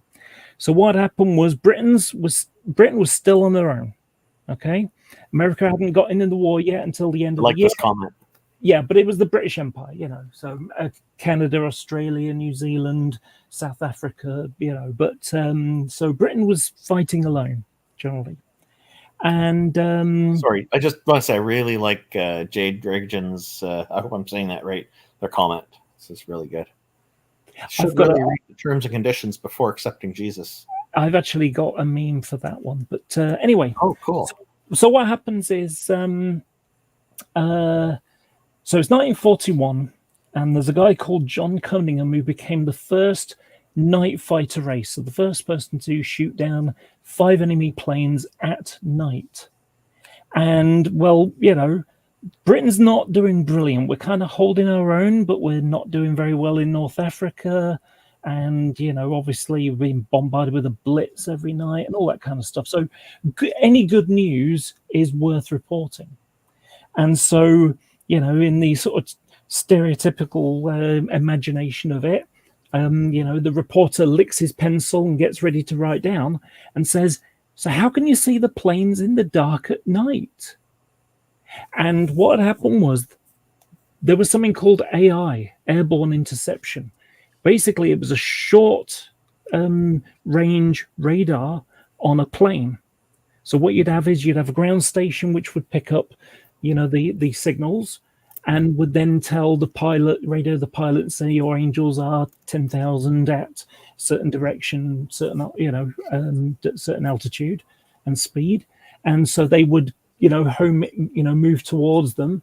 And then eventually the onboard radar would pick it up. And, you know, you had 2 dials. One was like a vertical line and the other one was a horizontal line. So if it was to the left of you, then you'd have the marker sort of bouncing off towards the left, and if it was above you, then it'd be up on the other dial.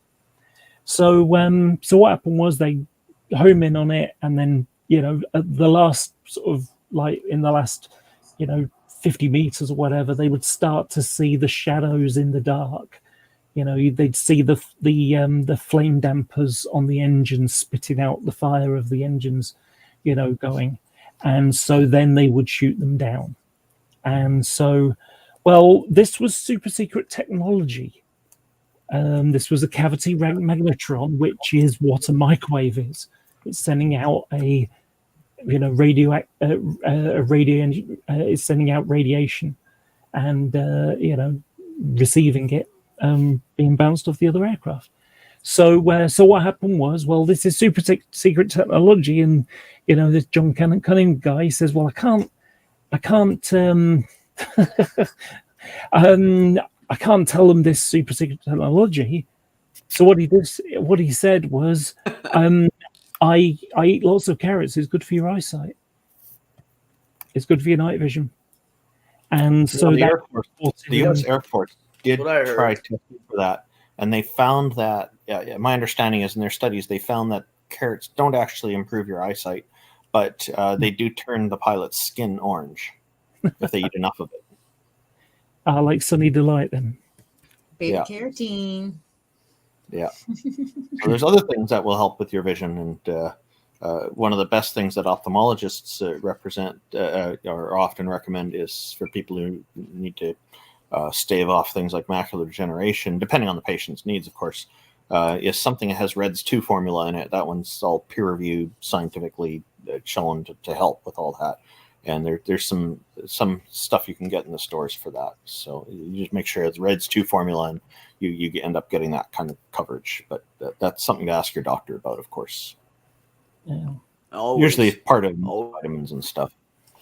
So sorry about that little sort of history lesson for you. It was good. It was interesting. Yeah. I've as well shooting planes down at night. I was thinking they must be using some radar or something. So. Yeah. I like getting to on it. I have an interest in planes and trains.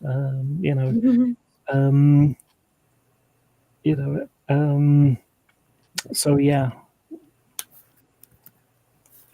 That kind of plane, I have 4 of them on my on a wall in my other bedroom. So I do model kits here and there. Okay.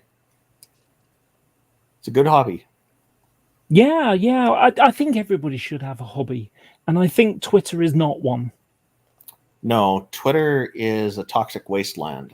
You see, the thing is, you say that, and I that's actually my pinned tweet. That people say it's a toxic wasteland, but there's good stuff on it too. But there's a lot of toxicity too. Yeah, here's the thing. So, I ride a bicycle. People hate cyclists for just like existing for some reason. I don't know. London taxi drivers, in particular, black cabbies, because the taxis are black. So they hate cyclists with a vengeance. Oh, really? Yeah. Or road rage. Yeah, there was a really amusing one a few years, in 2020. So what happened was, I've probably got the pictures actually, because I keep stuff like that. I will tell you guys one thing. If my wife continuing to kick me out and shit, we're gonna have to end this. But I'll try to go as long as not worse.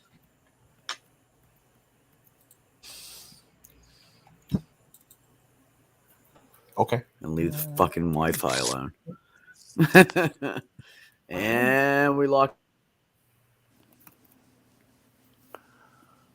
Are we done talking about weaponry and things that kill mass numbers? I think we moved on to cycling a little bit in UK, and I remember there's a video series by some guy. He's a cyclist, and he hangs around at Gandalf Crossing, and he stops vehicles that are going the wrong way, and insists that they reverse. And then he takes their license plate, and they end up getting tickets anyway. Yeah, a friend of mine. You know him. Cycling Mikey, yes. Yeah. Yes, I've been watching him. Please tell him hello from Canada. I think he does great. He never gets mad at them. He's fantastic. Yeah. I didn't kick you, Dr. Cross. It must have been an internet thing. For like 6-8 years, like that. Well, tell him hello from Canada the next time you see him. Yeah, I've never actually met him. Next time I go to London, though, I want to.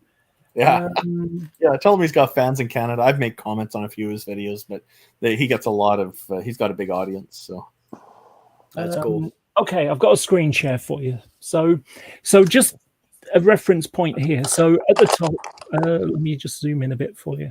I was going to say, there you go. What you've got is the tweet. And it says the Euston Road, thanks to the new pop-up cycle lane. So what happened was, with COVID, obviously they didn't want people getting on buses and trains and infecting each other. But they also knew that they couldn't have loads of people getting in cars. And so instead of a bus with like 70 people on it, 50 people on it, or 20 people on it for that matter, they'll end up with 20 cars. Mm-hmm. So rather than have that, what they did was they took 2-lane roads and they made one into a cycle lane and one into a traffic lane. And of course, this was during lockdown, so everyone was staying at home anyway. So this was only the essential workers. People have had to go to certain shops or healthcare workers or pharmacists or whatever, those sorts of things. So what happened was they created, and they called them pop-up cycle lanes. So what happened was this guy posted this. The Euston Road, thanks to the new pop-up cycle lanes. Okay. And the thing about it is that when someone goes and hides stuff, you think, some bogusometer's flicking here. So what I did was I looked it up and discovered there's the picture. No cycle lane. Okay? But not only that, not the Euston Road either, for that matter, because the 43 doesn't go that way. Oh. Right? That's why they hit it. Okay. Euston Road's on the north side of the river. This is on the south side, London Bridge. I like this picture better. Not even near each other. Okay.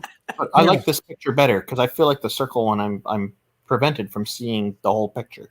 Yeah. So, but what's entertaining about it is that here's where it came from, which was there was a tube strike. So the subway system, there was a strike on. So this is actually from 2015, not 2020. You should make a short video about this. People on YouTube like this kind of stuff. Yeah. So it just made me chuckle that, but what was more entertaining about it is that the pop-up cycle lane wasn't installed on the Euston Road until a week after he made the post. So not only was this not a pop-up cycle lane thing at all, the congestion was caused by a tube strike, nothing to do with cyclists at all. And he stole somebody else's picture for that article. Yeah, it was the wrong year. It was from 5 years earlier, and there wasn't even a pop-up cycle lane there until a week after he posted it.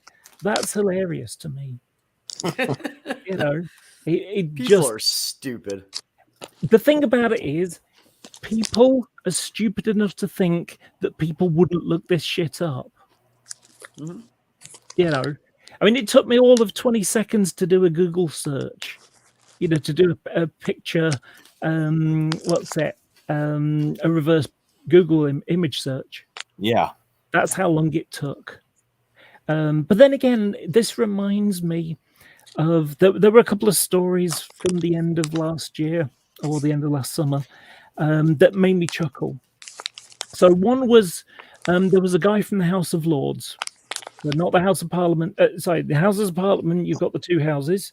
You've got the House of Commons, which is where the Prime Minister goes, and the House of Lords is where the appointed people go, including a bunch of priests, which I think is wrong. But anyway, bishops. I agree. Anyway, so what happened was it was the World Cup, and Italy were playing against Spain, and in the pre-show, before it goes on, you got the national anthems that get played, and this guy from the House of Lords, tweeted with outrage how, when it was the Italian national anthem, the Italian players sang their national anthem, but when it was the Spanish national anthem, those Spaniards, they didn't sing. How dare they? And all it took was 10 seconds to Google it to discover that the Spanish national anthem has no lyrics.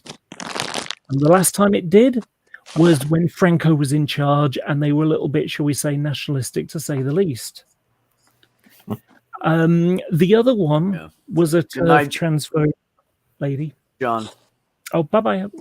Was a TERF where she basically tweeted with outrage. It was the end of last year, I think it was, saying how cis women were having their estrogen siphoned from them to give it to trans women. And the thing is, again, it takes 10 seconds to Google it to discover that if it's not synthetic, what I put on, what I use every day, comes from pregnant horse pee. The horse No, it doesn't. doesn't. The horse doesn't care what happens at that point. Like I say, it's either. Are you taking Premarin? No. Conjugated estrogens? No. No, then you're not getting horse piss.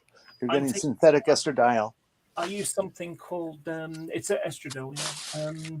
I use something called Sandrina, which is a gel, and it does smell a bit pea-like. So maybe it might have ammonia in it. But like I say, it's like it only takes seconds to Google it to discover if it's not synthetic. It's based on horse pee. Pregnant horse pee. So unless you're a pregnant horse, it's not being siphoned from cis. There was a guy on Twitter the other day who was basically blaming trans men for the the baby formula shortage because there's all these because they're whacking off all these healthy breasts instead of them making milk. Do you know what that sounds like? I told everybody That's can have mine. I don't care. Take them, please.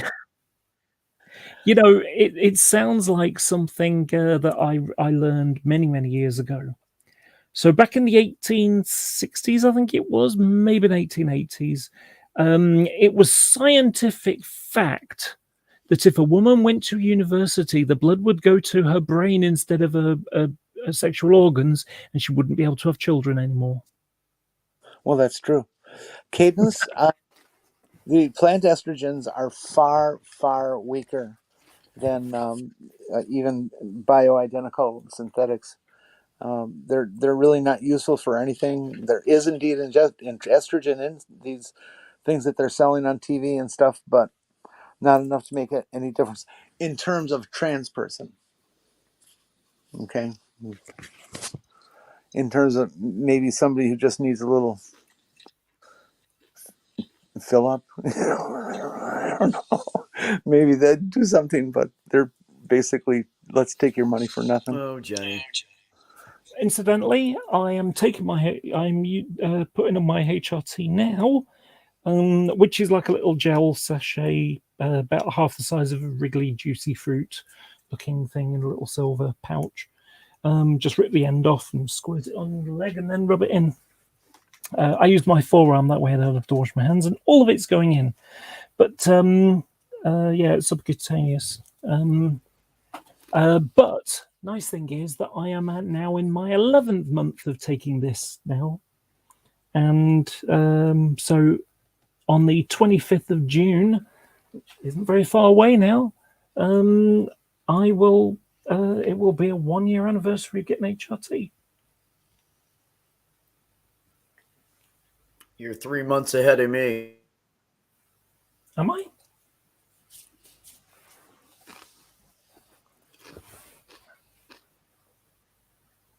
Well, you look fabulous for it. I'm not taking a testosterone blocker yet. That's going to be the next stage. But my testosterone was quite low already.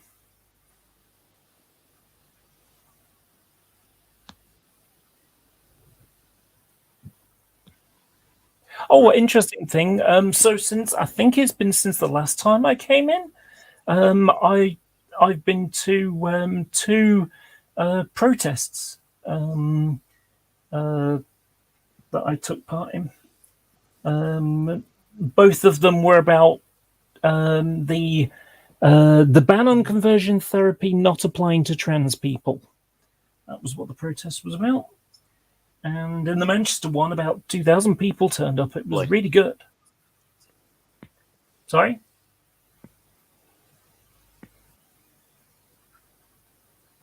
Nothing. I just was making sarcastic comments. I was also trying to cadence. Yeah. So on the telling you. So for the Manchester one, so I'm not really someone who goes out of my way to do something. I often wing it, but I'm good enough to know the stuff to be able to do so reasonably well. So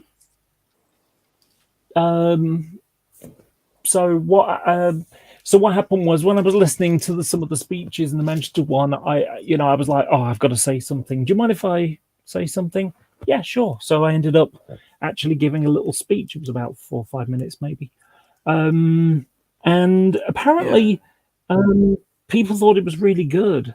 And the reason why is because most of the people speaking were sort of talking in general about, how this, how being trans, you feel like you're up against it, and the BBC and HRC and TERFs and, all those sorts of things going on, politicians and so on, but my one was more about me, my experiences. It was a personalized thing rather than a generic kind of the people out there. Right. This was,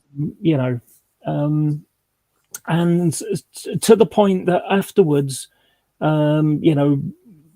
me and a couple of friends went to a bar, and then we ended up going through the gay village area, and a gay guy came out of the crowd and said, "Thank you for that speech. It was really, really good." And I was a bit surprised at that because, like I say, I kind of winged it, and but yeah, so it went quite well, and yeah. So, and it's not a very good picture. God, he exists. M&M guys or Santa Claus. Hey, Ben. Hi. How are you, Ben? I guess we're the only two not avataring it up tonight, Randolph. Yeah, although I do have a few graphics here. Coming in and out. So I keep coming back in, and then it starts blinking, and I go back. Oh, got it. Fair enough. That's fine. Yeah, Uncle Beck keeps transitioning in and out of the stream here. Oh, okay. That's Laura preaching it. What? That was me. I mean, it was over like a dozen people in front of me, but I just sort of, and people did really like it. And then a week later, I went to Liverpool and did a thing there, and there you go. That's a picture I took. Someone took of me. Oh yeah, that flag. Yeah. So it actually was really shit protest. It really, really was. So what happened was, so there's a group in Manchester called the Social Workers Party. They're a little political group. They're kind of like far left Trotskyist, let's have a revolution man type, And while I don't have a problem with, people having politics or something like that, this group have a really nasty habit of kind of hijacking protests, to sort of show themselves off. So what happened was they tried it in the Manchester one, and the organisers said, no, don't go away. Don't do this. No, don't take those banners, said to other people. Because what happened was they had a stack of banners, and on these banners, it's like Trans Rights Now or something. But on the top, it's got Social Workers Party. Now, the thing is, being a sort of radical far left group, people who you're trying to, communicate to, you're trying to get in the newspaper, local newspaper, or even on the national news, to say there have been protests going on, trans people protesting about this, and if the government people who need to convince that they're taking the wrong angle on this, if they look at those pictures and they see Social Workers Party on the banners, They're going to, oh, well, I know those people. They're just a bunch of right-wing lunatics. We can just ignore them because they're irrelevant. It damages the, what's being fought for here. So, so when it came to this the Liverpool protest, there they are with these social workers party and a guy trying to hang out and sell the little newspaper they have and stuff like that. And even most of the speeches were like, join a union, join the students' union, workers' rights. Oh, and by the way, trans lives matter kind of thing. That was the kind of feeling about the whole thing. It just felt so hijacked. And so, I asked if I could speak, and I was told yes. And I'd already mentioned to the people, some of the people handing out these banners, stuff like, do these people who you've given these banners out know who you are? And it's like, oh, no, we just leave them there. And if people want to take them, it's like, yeah, that's not the way it is. They know that people are going to take them because they have no idea who the Social Workers Party is. So I went and asked people, about a dozen people, and none of them knew who it was. They didn't know there was a bit of a sex scandal where one of their leadership people went and a young lady in that little group, didn't realize about that stuff either, and several of them put the banners back. So they'd have no idea. And so what happened was, so I can I speak, and I was told yes.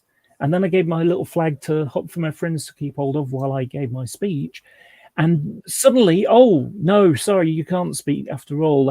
Sorry, it was a closed thing, and it was mentioned on Instagram. I don't know Instagram, and so yeah. And the reason why you can't do it is because I've had this guy who's been stalking me, which is like, what's that got to do with a protest? Right. So the bogusometer was flickering again. And so I said, well, it doesn't matter. I'll not use your megaphone. I'll just speak loudly to the crowd.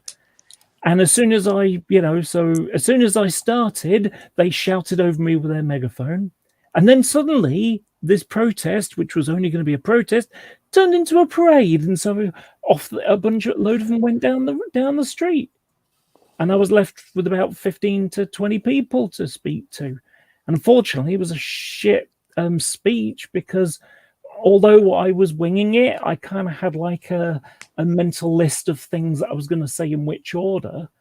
And because I was so flummoxed, because I got Asperger's, so I kind of like, what the hell happened there kind of thing, So I was so thrown by the, yes, you can speak, no, you can't.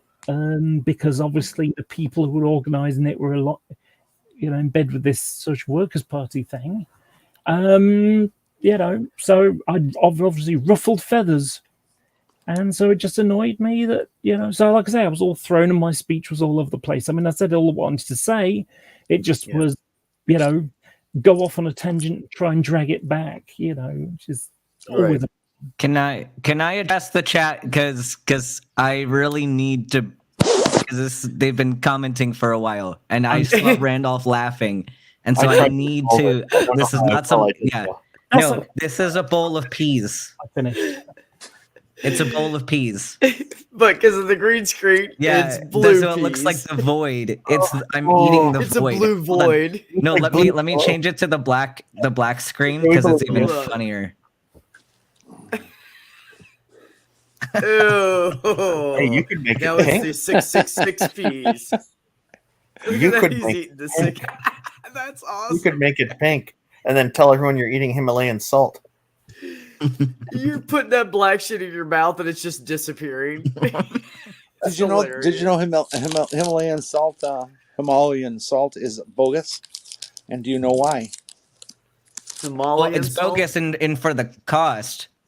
But well, yeah, that's certainly no. But Neil we were actually talking about this on Neil's that it actually does have a different sodium content than regular table salt. Yeah, except there are no salt deposits in the Himalayan mountains. Oh yeah, no, it's not in the Himalayas. it's in Pakistan somewhere. But you imagine if you're from the Himalayan mountains and you come here and you find Himalayan salt in the grocery store, and you know there's no salt up there. What are you gonna? You're like, what? We don't even produce that. We produce goats. Where the fuck did you find salt? You know what's funny, Ben? I'm looking at that and I'm thinking it looks like you're eating black currants and raspberries now.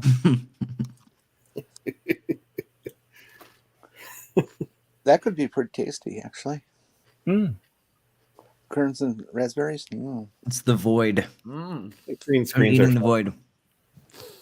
You should So- get a backrooms image there. Tell people you're stuck in the back rooms. Bowl So of on the void. topic of Oxic Transculinity, this is something I realized today. And like I mean I've been dealing with it for a while, but I realize now I think why it's bothering me so much, and Beck probably gets where I'm coming from, and then the trans women also are gonna understand it from the other side probably. But something with masculine culture specifically, like I kind of understand now why y'all are like so angry and feel like you need to possess other people, because y'all have decided that like platonic touching is bad, and y'all are touch deprived, like really bad. Like I haven't had a hug in so long, like a good, just like platonic hug, and like you need physical, like you need physical touch to be Sane. to be sane. We're like human. as a human being. We need that. And yes. and feminine culture has done a good job at normalizing that. Yeah. But masculine culture has made that a bad thing, and so it makes sense. Yeah, it's like it makes sense why y'all are so like desperate, like to claim people as yours, because you haven't learned that you can have physical touch and not have to claim somebody. It's the chug, guys. It's the chug, isn't it? Like Ben, you can be friends. You can hug your guy friends. It's okay. It Ben, should be it's normal. So bad, and it's a generational thing. It continues on from generation to generation. It gets passed down. My brothers and my father, and now my nephew, are so afraid of hugging that they actually jump if you try to hug them. They actually, their whole body jumps for a moment, and Wow. you can just feel them turn into this stiff board of nervous energy, that they're afraid when they're being hugged. And it's like, what's wrong with you guys? You know? I think Ben. Yeah. I think So- Ben had a good point here, because like even in social gatherings and events I see here in Canada, there's men will shake hands, some will hug some women, and women will mostly have no problem hugging. It's just it's cultural. The same thing up here too. Like it's just, you know, it needs to stop being looked at as like a feminine thing. Like human touch is it's a human thing. Like Yeah. be human. It's okay to need things that humans need. It does not make you gay. It does not make you effeminate. Right. It doesn't make you weak. But although those are all great things, it's great to be feminine. It's great to be gay. Like Are you suggesting be no just be human? Huh? yeah, I was suggesting that we're all humans here, and that we all Yeah, and need actually, physical touch I'll to- have to an everybody extent. know I'm a big hugger. I am, and I meet somebody and I'm like, hey, and then if they don't come in, I'm like, okay, nice to meet you. You know, Look at the static that Joe Biden has, because he's from a generation that hugs. I know, that's why I said you guys are ridiculous, and they were like, why? I said because back in the day we all shook hands and hugged each other. That's just what people did. Yeah, it's Everybody. only the It wasn't just a last couple politician's generations of thing. kids that have gotten upset about being touched. Yeah, I mean, it's like the women used to like give each other a quick hug, and like the French both sides or one side of the cheek thing, and the men would do a little, yeah, oh, good to see you, you know, that like that's everybody did that when I was a kid. In response to Cadence's comment that she hugs everyone, I'm wondering if she does that well dressed up as a furry or not. She mentioned furry stuff earlier. Oh my God, Randolph's getting kinky. You behave, young man. Hugs are fun and an excuse for a cheap feel. Well, Ben, whatever makes you feel Ben, good are you about it. familiar with the Ox. study Getting that hugged was by done? a giant furry bear or furry wolf or fox or something. That'd be hilarious. Now, I need to point Ben? out. Are I gotta just so I'm a little bit weird with hugs. Not ultra weird about it, but what happens is, for me, there's that old 3-second rule about dropping food on the floor and eating it kind of thing. 5 seconds. 5 seconds, 3 seconds, The either rule? way. The dog usually eats it. Huh. So what happens is when I hug someone, after about 3 seconds or so, it starts to feel awkward for me. And and what happens is it's more my mind starts racing. It's like, okay, this person obviously likes me a lot. How do I reciprocate this? And it just becomes like performance anxiety, effectively. Just You know what I've noticed about most people, though, Laura? I will say this. Most people, if you go to give them a hug and then you hug them for a couple seconds, if they don't stop, like to do is like pat them on the back and pull your hand off and your arm off. And they're like, oh, I always do that. That's my, okay, I'm good. I'm tapping out. I'm done with the hug. Now, what I've been trying to get in to say, Ben, are you familiar with the study that was done in the 60s, early 60s, at the University of Wisconsin, Madison, with the rhesus monkeys and touch deprivation? I think I've heard of it. It clearly showed that primates without touch in their lives, especially in their early existence, turn into rather psychotic people.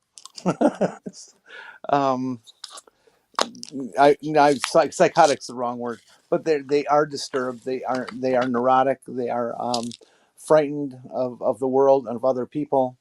It is nothing but negative if you don't touch somebody. People require touch for their entire life, and those who don't get it are in very sad shape. Yeah, I don't get it much at all. But then again, that's because I don't go out much at all. But last week, I met up with some friends that I haven't seen since last October, and we chatted for like 4 hours. That was really nice. Had some drinks, and we had a hug when we met and departed. It was great. So I don't necessarily need the physical contact, but I do need the mental contact. Us chatting like this is mental contact. That's vital for me. Mm-hmm.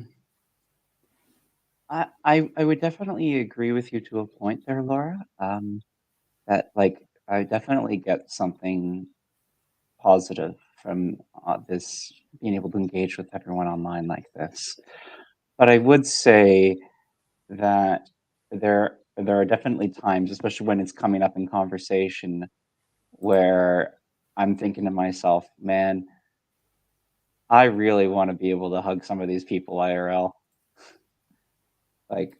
I need. I'll respect your boundaries. I won't force anything upon you, Laura, of course. But I want to give Beck and Ben a hug right now. Honestly, Randolph can get in on that too if you'd like.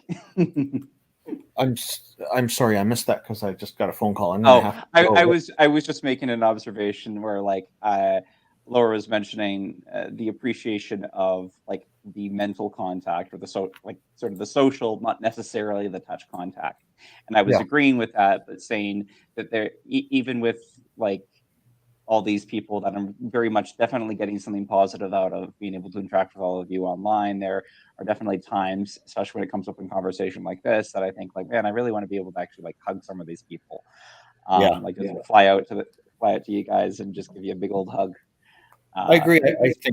I think the mental and the physical are both important. For most people. For me, I've been in a weird spot mentally recently, just with all the burnout and stuff. And I'm just you know what? Even just one hug, one good solid hug would help so much emotionally right now. Mm-hmm. I'm definitely missing that. No, I want- I have to point out that. Thank you, everybody. Really enjoyed the conversation. Oh, take Bye, care. Randolph. Take care. Bye, Randolph. Cadence. Oxytocin is released, buddy. as I understand it, and dopamine levels go up. Yeah, I do want to point out that I've got Asperger's, so I'm I'm not neurotypical, obviously. So Yeah. obviously, it's almost certainly going to be different for me.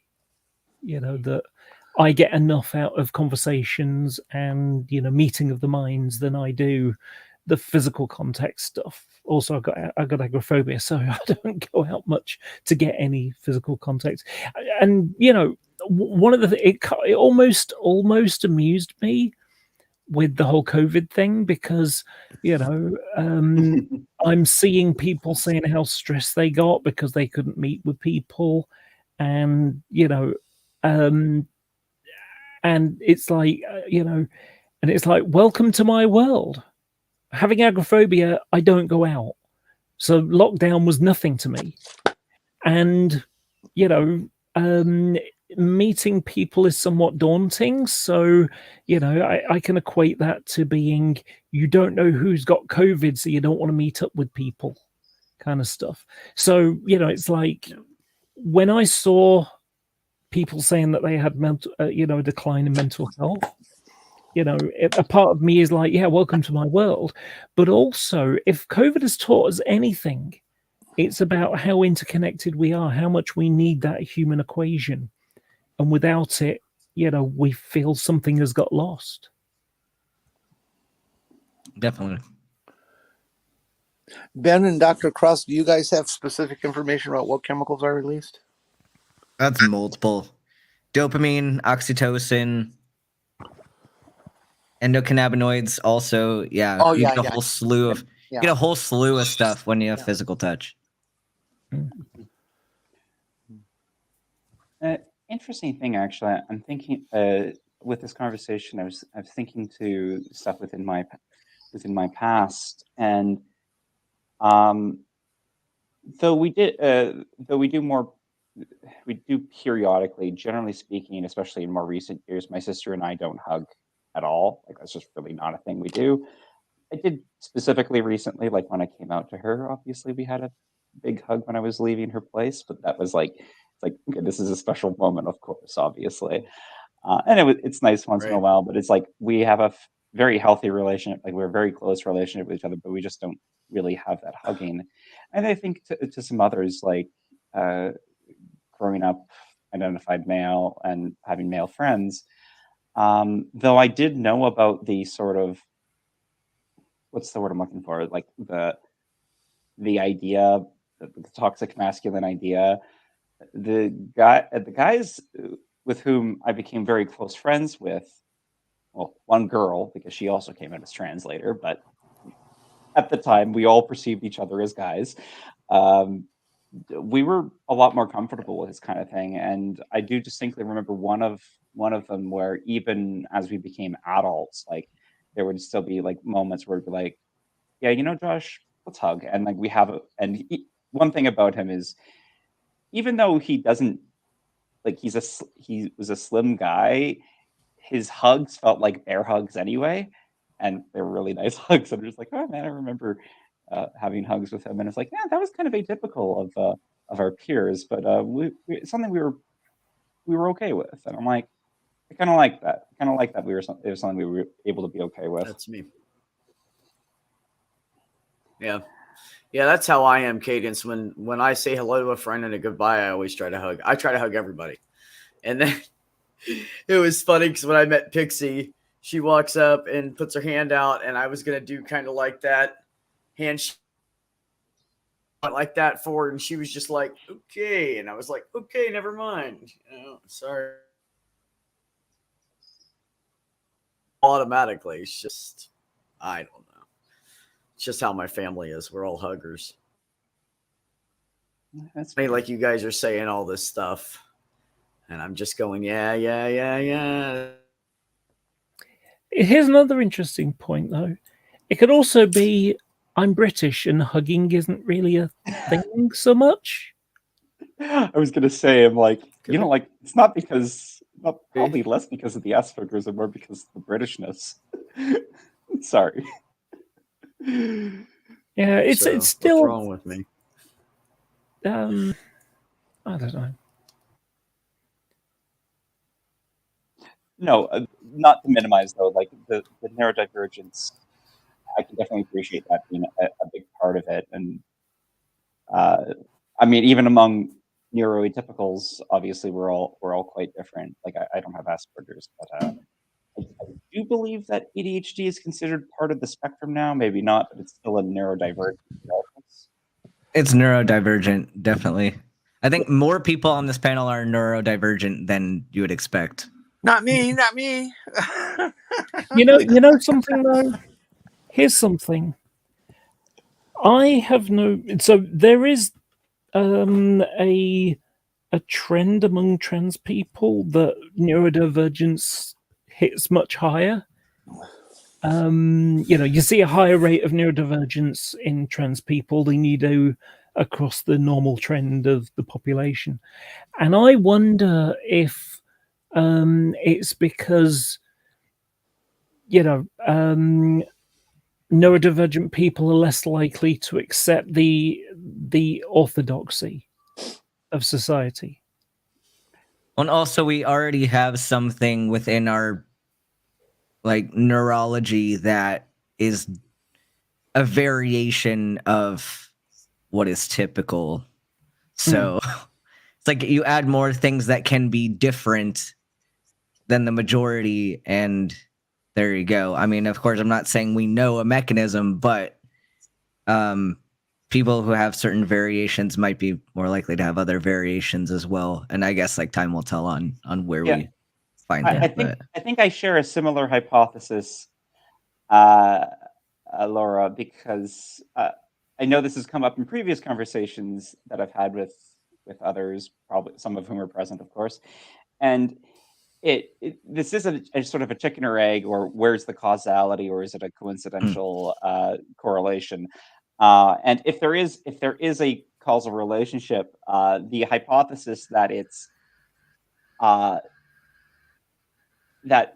not the idea that neurodivergent people are more likely to be trans. It's that neurodivergent people are more likely to accept that they are trans, or more likely to explore that. Where some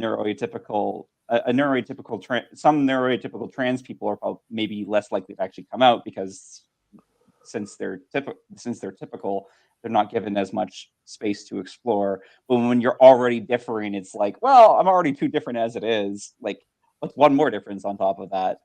The unconscious version of that thought process, I guess.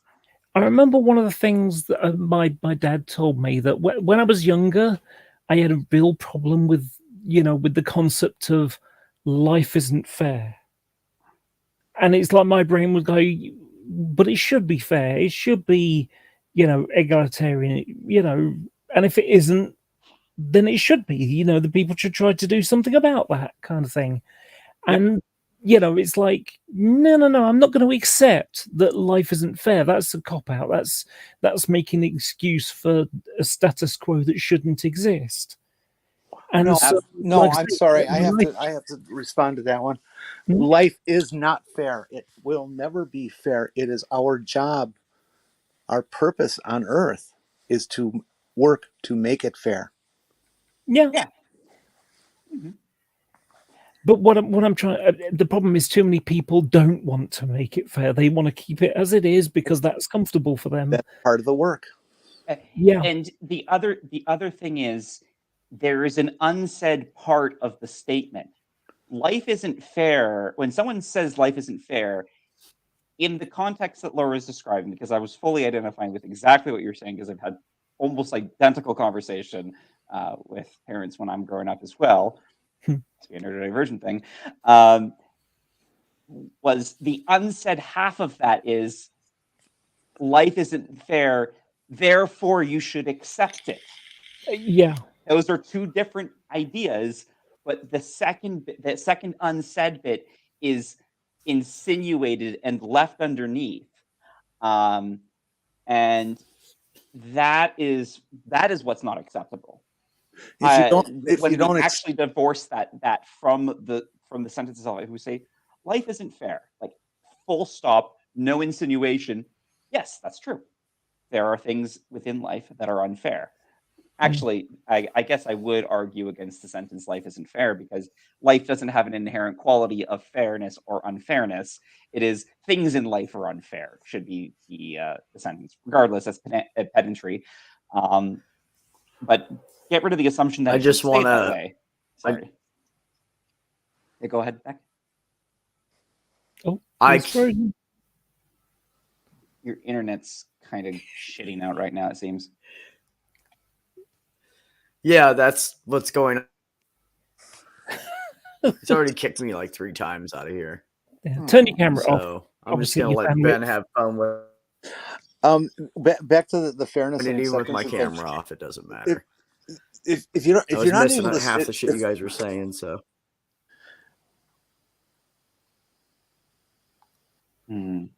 Jenny, okay, I just didn't want to be interrupting B, trying to pull a miracle out of here. If life is not fair, and if you don't accept that, you can't change it. Complacency is separate from acceptance. That I can say, yes, this is true. Life is not fair, and I've accepted it. I'm just But if I'm not complacent about it, then I can change it. And maybe only a little micrometer for each person each year. But, after a few billion years, it'll add up.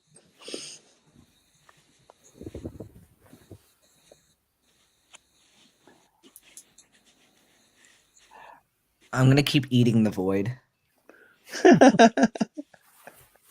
Because I'm going, can't hear anything. See you guys. Okay, take care. I gotta know. So if you're eating the void, does that mean there's no calories in it? Exactly. No, there's negative calories. This is Oh, anti-matter. I just noticed the red part. Ooh, that's cool. Well, it's whatever I put behind it. Yeah, because you're. Yeah. Because it's my green screen. Yeah. Yeah. Ben's background is like, I think 666 pentagram or something like that. I don't Yeah. know. But this is what makes this makes eating veggies fun though. Like I'm really enjoying eating peas right now. And I don't know if I've ever enjoyed eating peas so much in my life. Now, were those frozen peas? They were, yeah. Yeah, okay. Yeah, those are the best. They're the best peas. Like I don't have the money to be buying fresh veggies and then wasting them. So I've had them frozen in big bags. No, frozen's a good choice. That's nothing wrong with frozen. Yeah, see no problems there. Oh, Sabrina, this is a funny story from today, though. Okay.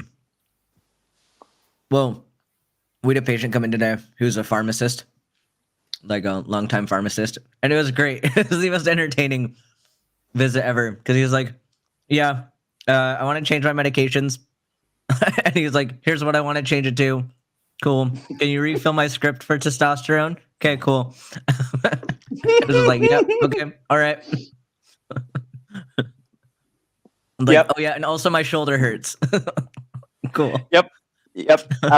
Absolutely. That interestingly, Yeah. To that tone, it's we have a few patients who are like retired or practicing in a different context pharmacists, and most of them we have their profiles flagged, not flag as a bad thing, just like flag like it's like is a pharmacist on their profiles because it acts as a very reasonable explanation for what would otherwise be unusual script history. Because for one thing, we have a doctor's office attached to our pharmacy. It's actually the pharmacist owns all the units, Interesting. and we rent one segment of it to these two doctors. But with the rapport that they have with the doctors, it's like, let's say such and such pharmacist comes in and they know they need something, and we'll basically just we'll give it out to them, and the doctor will officially write the script on Monday or something like that, because that's the kind of rapport we have. Like the individual says, like, this is what I need, because they, at least for minor ailments, they have a reasonable enough understanding of the pharmacology of things that they can be safe with it. And the doctors, of course, like, yeah, I know you know what to do, and it's fine, write a script, bill the government $50 or whatever. I don't know what they can actually bill for this kind of thing, but obviously the doctor, it's not like he's not getting paid for the minimal work he does there as well. So it's like, oh yeah, it's all the network among people. You're like, we're always like covering each other's backs. Like if you're a doctor and you need something and your buddy's a doctor, of course, like you're gonna trade favors. Like, oh yeah, for sure. As I say, there's two physicians. Like they're always each other's doctors. Like it's it's the point where I don't think I'm saying anything technically illegal, because it's not. It's just like, it's sort of a casual thing, but it's like they call in their own scripts, but it's implied that they both know that the other is signing for it, kind of thing. It's like, one was like, Dr. A is like, yeah, I need this and this and this for myself, and we'll have Dr. B's name, and we'll get the signature eventually, kind of thing, on it, and then vice versa.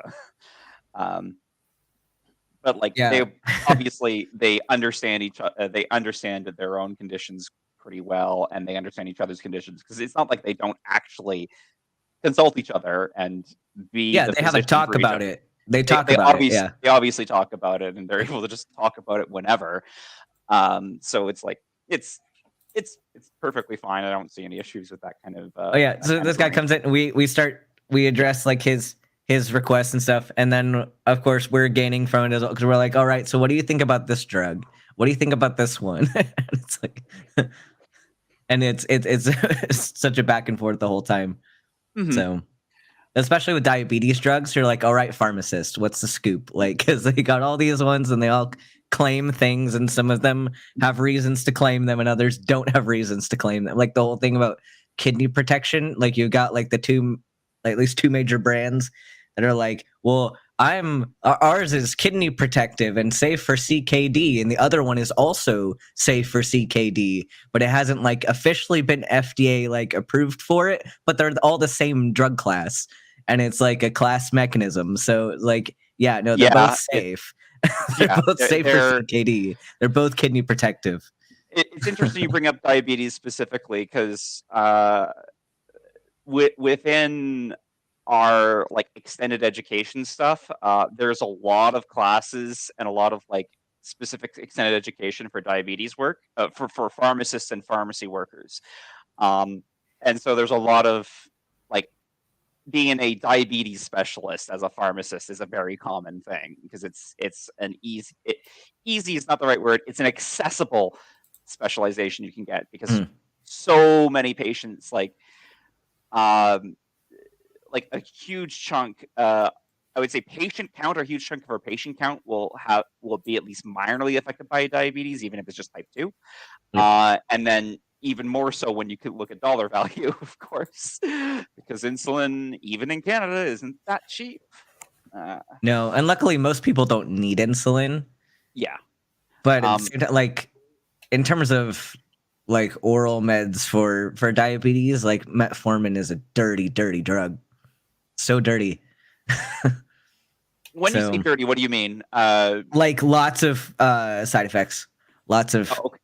Yeah, it's like, sure, you're gonna get benefit, but it's like at what cost? And it's because metformin, it's used first line, but there are a lot of people that don't benefit from it, and people who are at risk for, especially if someone's at risk for acidosis. Not a good idea. Yeah, but it's not first line if that's a risk factor, but it's first line in most persons. It is. My understanding. Oh, sorry, go on. Oh no, but it's.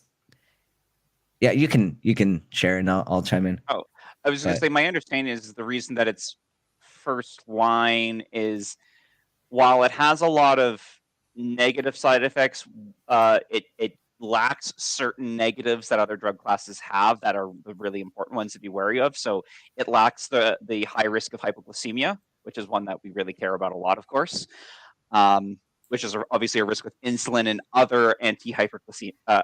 You know what I'm trying to say. And other drugs that are for lowering blood sugar. So metformin doesn't have a significant risk of causing low blood sugar. Yeah, that's such a low risk for a lot of people. So it's like you have to weigh it out. It's one factor, and it's the important thing is that's helpful. That's specifically helpful when someone is really early into their progression of type 2, or they're not even diabetic yet, they're pre-diabetic. Yeah, no, I'm aware of diabetes. Like I'm in medical school. Like I know a significant amount about like. No. I wasn't trying to be preachy like that. I didn't mean it that way. I just sorry. Like I'm just question for you. What is pre-diabetic? It's a misnomer. Pre-diabetic, it's a misnomer. It is a misnomer. Essentially, you're not quite meeting diabetes criteria, but you're right on the borderline. So if your A1C is less than 6.5, but it's like, okay, if your A1C is 6.4, are you in the clear? No, you're still at risk for complications of diabetes. Like it's your blood sugar doesn't magically, like you don't magically knock it. Physiologic effects of diabetes from a 0.1 percentage difference in your A1C. Same thing with your fasting blood sugar. You're not like, sure, you have a fasting blood glucose of 126. You're a diabetic. If it's 124, you're still having effects of diabetes. You're still effectively diabetic, but you don't technically meet diagnostic criteria. So it's like you should be treated as if you have diabetes, but you don't need the label yet. Yeah, okay. If that makes sense. Yeah. And Ben, this is one thing where it's correct me if I'm wrong. My understanding is that at that stage, with the right change in lifestyle, it can be reversible. Oh, yeah. And even into, like, when it's even officially... Into diabetes. Even into diabetes, it's pretty reversible with lifestyle. And a few medications you can start and then take them off of. Like metformin and Jardiance has been a good one for getting people on and then taking them off. I saw something about a couple of years ago now, and it was something, I think it was around the placenta. No, I forgot where it was now. Was it placenta?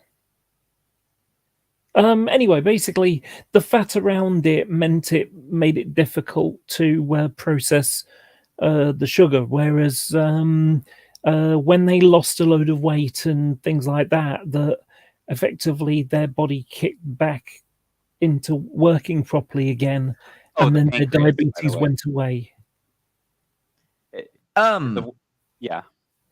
Well, only at certain stages, because once your pancreas is donezo, it's donezo. Pancreas, that was the word I was thinking of. Yeah, it's like the goal is to not let it like effectively burn out completely, but as long as you have some beta cell activity left, you could just prevent that from going away, and that's the goal.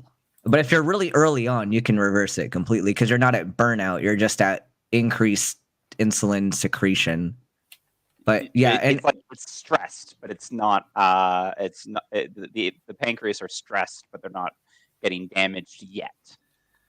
I don't know, the pancreas cells are still there, but yeah, then they start actually burning out, and it's just like, not so great anymore. Yeah, I've just had a bit of a warning myself, perhaps. So the last time I had the blood test for, as a part of my HRT check and what are my levels doing, I had a slightly elevated blood pressure. And it's like, okay, well, I'm overweight. That's not a good thing. And also, taking HRT can result in breast cancer and also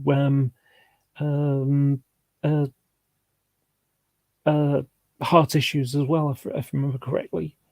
And so it's like, okay, well, if I'm starting to get, I suppose you could say, the symptoms of those kinds of problems, well, I don't want to end up them saying, "Oh, we're going to have to stop you're going to have to stop taking HRT now because Yeah, the risk is cis people not knowing what the fuck they're doing, because that is definitely a risk.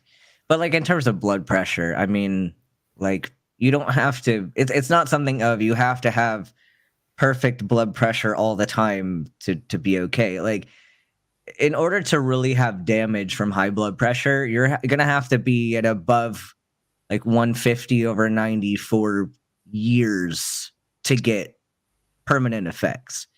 But the point is to prevent that from happening. So it's like it's not something to freak out about. Like unless it gets to be something that's that high chronically. But it takes a lot longer for blood pressure to do damage than people know about. Yes, and the main issue, at least historically, the main issue regarding blood pressure is the fact that there's not necessarily signs aside from being tested, and so it can go undetected and untreated for a very, very, very long time, and that's the issue. It's not that it is itself a fast killer; it's a very slow killer, but it's an invisible one kind of thing, or it had been an invisible one, but this is now why you always get your blood pressure checked when you go to see your doctor, kind of thing. It's just this; it's become standard because it is. With that kind of stuff, you can start determining trends, and you can easily intervene if something is actually starting to become a trend. Although you have to monitor at home in order to get like any real intel on what's going on with your blood pressure. You're not going to be able to tell. A ton, right? Yeah. But at the very least, can I offer testimonials? Sure. When I first started seeing my current medical team, which consists of my internal medicine doctor and a cardiologist, my blood pressure was hanging out around 140, 150 over 90, 100, something like that. And they put me on the most typical drugs, metoprolol. I always mispronounce that one. Metoprolol, yeah. Yeah. Furosemide, which is Lasix or a diuretic. Those are some heavy duty drugs that aren't used really anymore for first line for hypertension, especially if it's 140s to 150s. There's some heavy duty drugs. Well, not metoprolol. Metoprolol is not first line though. For metoprolol is a really terrible blood pressure med. We don't use that much for blood pressure. It's not first line anymore, though. There's some very aftermarket. There's even lower dose for variations than what Lopressor was originally coming out. Yeah, it's not even shown to really be helpful in managing hypertension. Like it's so interesting. I'll bring that up in the new studies. It's more metoprolol is more being used for like arrhythmias now than for blood pressure. That's also why I was going to add that I have arrhythmia and I'm told that also affects that. Okay, because if you have AFib, like that would be different. Yep, I do, and I'm taking amiodarone. Yeah, okay, that makes sense. Why you'd be on metoprolol? I hate that drug. The number one side effect of amiodarone. Oh, amio is shit. That's a very dirty drug. The number one one side effect is it makes you fart. Well, yeah, and it can fuck up your thyroid. It'll fuck up your lungs. It's a very, very dirty drug. Amio. Yeah, they want me to be getting my eyes checked for certain things and all kinds of nasty shit. But anyways, furosemide's a really fucking strong diuretic. The medication helped. It brought my blood pressure down to like 130, but it was still up around 90. I wouldn't give furosemide to someone that low though. I have a blood pressure cuff at home, so I can check it. I know that I'm talking about the average, not the one time when you have white coat hypertension and that sort of stuff. Yes. Oh, I remember learning about white coat. It's white coat, and is it not invisible or hidden or something like that? Where it's the opposite of white coat. Something the like one where that. the blood pressure is high, but it's always high when you test on your own, but never high when you test in the doctor's office. But when we cut salt out, and when we started exercising, a good half hour of bike spinning, heavy duty, pumping, sweating like a pig kind of stuff. My blood pressure hangs out around 100 to 100 over 60, 65 nowadays. Oh my God. That's So nice why do and they low. have you on furosemide? Oh, I don't take that. They have me I on was like, it. so why did they have you on I hardly ever furosemide? take it. Yeah, I was like, but why would that be the first thing you go to? Because that's ridiculous. I mean, what dose? I would ask what dose it was, because I've been seeing lately. I have some patients who are on like some very low, what I would have initially thought to be subtherapeutic doses of furosemide. Like I said, people on like 10 milligrams QD, 10 milligrams Q2D, in some like really low cases. But that is not what I would. That's not what I would choose for blood pressure. Either. Like that's usually. I mean, we're talking heart failure first line, because that's when you like, and that's first line for heart failure when you need to emergently pull fluid off people, like they're third spacing, like no one's business.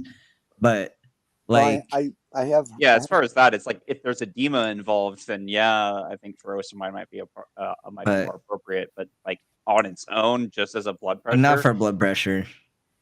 No, not unless it's acting therapy and a patient with other complications. I have heart failure and an enlarged left or. Okay, so we've got heart failure. Okay, and so edema. the furosemide is for the heart failure. Got it. Okay. Now as we talk through this, everything starts to make a lot more makes sense. So I was like, holy shit. I had a feeling that would explain why your blood pressure would go down so much. I tried to get it all out. You kept interrupting me. Anyway, sorry. No, that's our fault. Sorry about that. Yeah. If you're on this stuff, folks, and I'm talking to the chat, keep doing it, or if your doctor is suggesting that you get onto that some stuff, do it. They labeled me pre-diabetic. I think that diagnosis or that statement from the doctor is really just a tool for them to scare the fuck out of you. So you do what they say, that kind of thing. But I was able to get my A1C better in line, and my blood sugar is in much better state now. Just by making some fairly small changes in your life. And so I'm just recommending that everybody do that, and do it now while you're young, folks. If you're in your 30s, reform your diet and habits now, because when you hit my age, it's too late. You've done all your damage. I feel attacked. I feel directly attacked right now because I have a sedentary lifestyle and I'm 31. I know I'm at risk for a lot of things. Yeah, change it. I know. You really don't want to go through what I've gone through. You really, really don't. No. It's just awful. I've been on the table 3 times where I thought I was dying. Well, that I was dying, and you just don't want to go there. It's not fun. Anyway, we should veer back to some trans topics so the audience doesn't get bored with us geeking out about medications. Well, we can pull a half measure and talk about trans medicine. We can talk about trans medication. I had to dial back on my testosterone because my levels were really, really fucking high. Oh. And I enjoyed it being high, but also I don't want to roid rage too much. So yeah, no, for sure. But it was over. But it was over 1,000, and I was like, "Holy fuck!" Wait a minute, I've heard that story before. Hang I on. actually have heard that When you story a few say- times before. When you say over 1,000, what would be sort of in the normal? 400 to 800 Oh is my the target. gosh. So you're Yeah. like way So over. this is like steroids. double? This is like man doing steroids level. Wow. I was enjoying it though, but I'm like, we can dial it back. That's fine. I don't need that much. You know, it's funny the way you described that reminded me exactly the same way another friend of mine explained to me how he noticed that his testosterone was too high, and he's like, "Yeah, I enjoyed it, but I knew I needed to dial back." Yeah, it's like you gotta titrate it like as your levels change, figure out what the right dose is to keep you stable and stuff. But And yeah, I would Oh my understand. gosh. I would assume that is going to change over time. Like even if you find an air quote stable dose, like there will be a point where that dose isn't stable for you anymore. You have to change it. oh yeah, with age that's gonna change and stuff too. Well, at least like I should be able to find a dose that's good for a few years. Mhm. But You know, Uh, it made me chuckle then because I'm thinking to myself, because you said roid rage, and I'm thinking, oh my gosh, this has got a great Law and Order episode written all over it. You know, someone kills someone because their testosterone is like way above normal. Is this, is this person guilty or not? yes. yeah, they'd still be guilty. Nobody is a prisoner of their hormones. They choose to be a prisoner. Yeah. Yeah. Yeah, because you can learn how to cope with your anger. Like you can do other things to manage your anger. Mhm. I have a new doctor. My original internal medicine doctor retired, and I've got a new IM.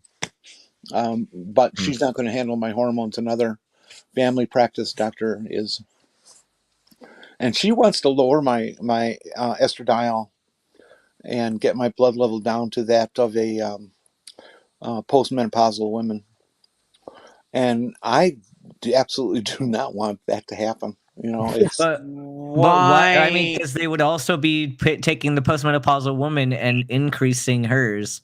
So yeah, like, how about you equalize it to the levels of a postmenopausal woman who was on HRT? Yep. Yeah. Which is basically That would be where you're at. appropriate. a teenager who's maybe 17, 18 years old and is done with all their tanners and stuff like that, you know? Yeah, like I'd see that being appropriate as long as like your like CBC's normal and stuff. Like as long as everything's fine and like taking into account cancer risk, like sure, yeah, I could see that being appropriate. My complaint is that I first of all, I already went through all this upper, higher, and lower with my other IM doctor. And when we got down to a dosage which was 1.1 milliliters every 7 days, by the time I hit the 5th day or 6th day, I was falling into a depression that was suicidal. Oh no! Dang. You're just going through your body too quickly. And physiologically, my certain dimensions of the chest were shrinking, which was quite surprising, but nonetheless, it was happening. I didn't know that could happen. And I'm just not willing to go through that. I mean, at my age, I'm not going to be on this stuff long enough to cause cancer. It's just not going to happen. You know, I'm going to be dead anyways from everything else. So I'm not concerned about the dosage in terms of cancer, but I'm real concerned about what a lowering of that number would be to my osteoporosis, which I got. Oh, definitely. A severe osteoporosis, because the surgeon who did me was a hack, and said when it was done with surgery, well, you don't have to take hormones anymore. What? So I didn't for 20 some years. Oh, geez. Wow. And now I have osteoporosis, which seems to be almost impossible to change. I'm just banging calcium like crazy and D3, and it's just not changing. Oh. Did they put you on a SERM? Hmm? They put you on a SERM? Mm-mm. like an estrogen receptor modulator? Mm-mm. I don't Because even that know. might help Tell with me what that is. osteoporosis. Well, it agonizes estrogen at bone and then antagonizes it at the like uterus, which isn't really applicable in this case. But my question is, like, my one hesitation with something like that would be like it would probably be helpful for the osteoporosis, but it also might counteract some of the other benefits that you're getting from estrogens. That would be my one hesitation. Mm-hmm. Maybe something like denosumab might be a decent option, like the monoclonal antibody. That it's an anti rankle antibody. So it prevents bone destruction. So it just takes out the cells that are supposed to reabsorb bone. So that might be an option. I don't know how expensive it is though. I mean, monoclonal antibodies aren't cheap. Oh gosh, Usually. no. Biologics, is that the Yeah, and Medicare. biologics are not. Medicare is paying for this, and they're not. Yeah, gonna no, they're probably not going to cover that then. Yeah. So I just went through. I've got a notepad that I always have around just in case I need it, and I noted something down the last time I spoke to the gender doctor. So my estrogen level, and this is 3 months ago now, was 2.17, and my testosterone was 4.4, and the goal is to get it to under 2.5. But underneath, my testosterone is like 0.1, something like that. Just yeah, 0.01 or what? It's just ridiculously low. And then underneath where I've got the 2.17 for the estrogen, I've got 400 to 600. I don't know what that's related to though. Estrogen, 400, 600. Is that the right number? I'm not sure how they're measuring that. I'm not sure what units they use in the UK for their labs. I don't know if you're using SI or what. I don't know. If they're using the same unit, use a different system. The same unit as mine. That's I think they would consider that just a hair high. Apparently, my testosterone used to be 3, but hang on. And for those in the chat, all women have testosterone production in their body. It's how the body then makes estrogen, is by making testosterone first. Yep. So it's important for everyone to keep a certain level of testosterone, just not enough to make you an asshole. Yeah. I have heard that. Sorry, Ben. I've heard one of the things that happens with testosterone blockers that it ends up blocking the testosterone completely, and then you end up having to take a little bit of testosterone to balance everything out. Mm-hmm. Interesting thing noting that is, though I'm not sure, I'm sure that these drugs had cis uses as well, but when I was going through the database of drugs that are and were available in the Canadian market, because I was looking into like what the hell was going on with injectable estrogen, and its history and the history of why it's gone. I found some injectable combination drugs, which was high levels of estrogen and a little bit of testosterone, which had a cis use, but like I figured, this kind of drug could be definitely valuable for some trans femme who need a little bit of like maybe post gonadectomy trans femmes could probably get some benefit out of that. But again, the companies that make them decide not to market them in Canada anymore, so fuck them. Oh, you're in Canada. I'm in Canada, yeah. So we don't have injectable estrogen available except in compounded, except for through compounding pharmacies. What's the logic behind that? I don't understand. England's the same way. The logic is capitalism. I guess there's not a financial incentive for the companies that have been making it to keep making it, and so they don't. Because I think to my understanding is there's basically no cis usage of injectable estrogen. I'm not entirely sure if that's completely true, but my understanding is that I don't know of any doctors prescribing injectable estrogen for cis women. No. As part of HRT replacement?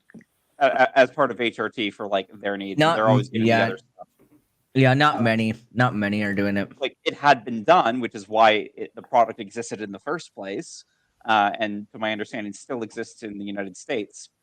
But I guess it wasn't getting prescribed enough for them to keep, because the companies have to pay to. They don't have to they're not just having to pay money to make something; they have to pay something to keep marketing it, to keep it available.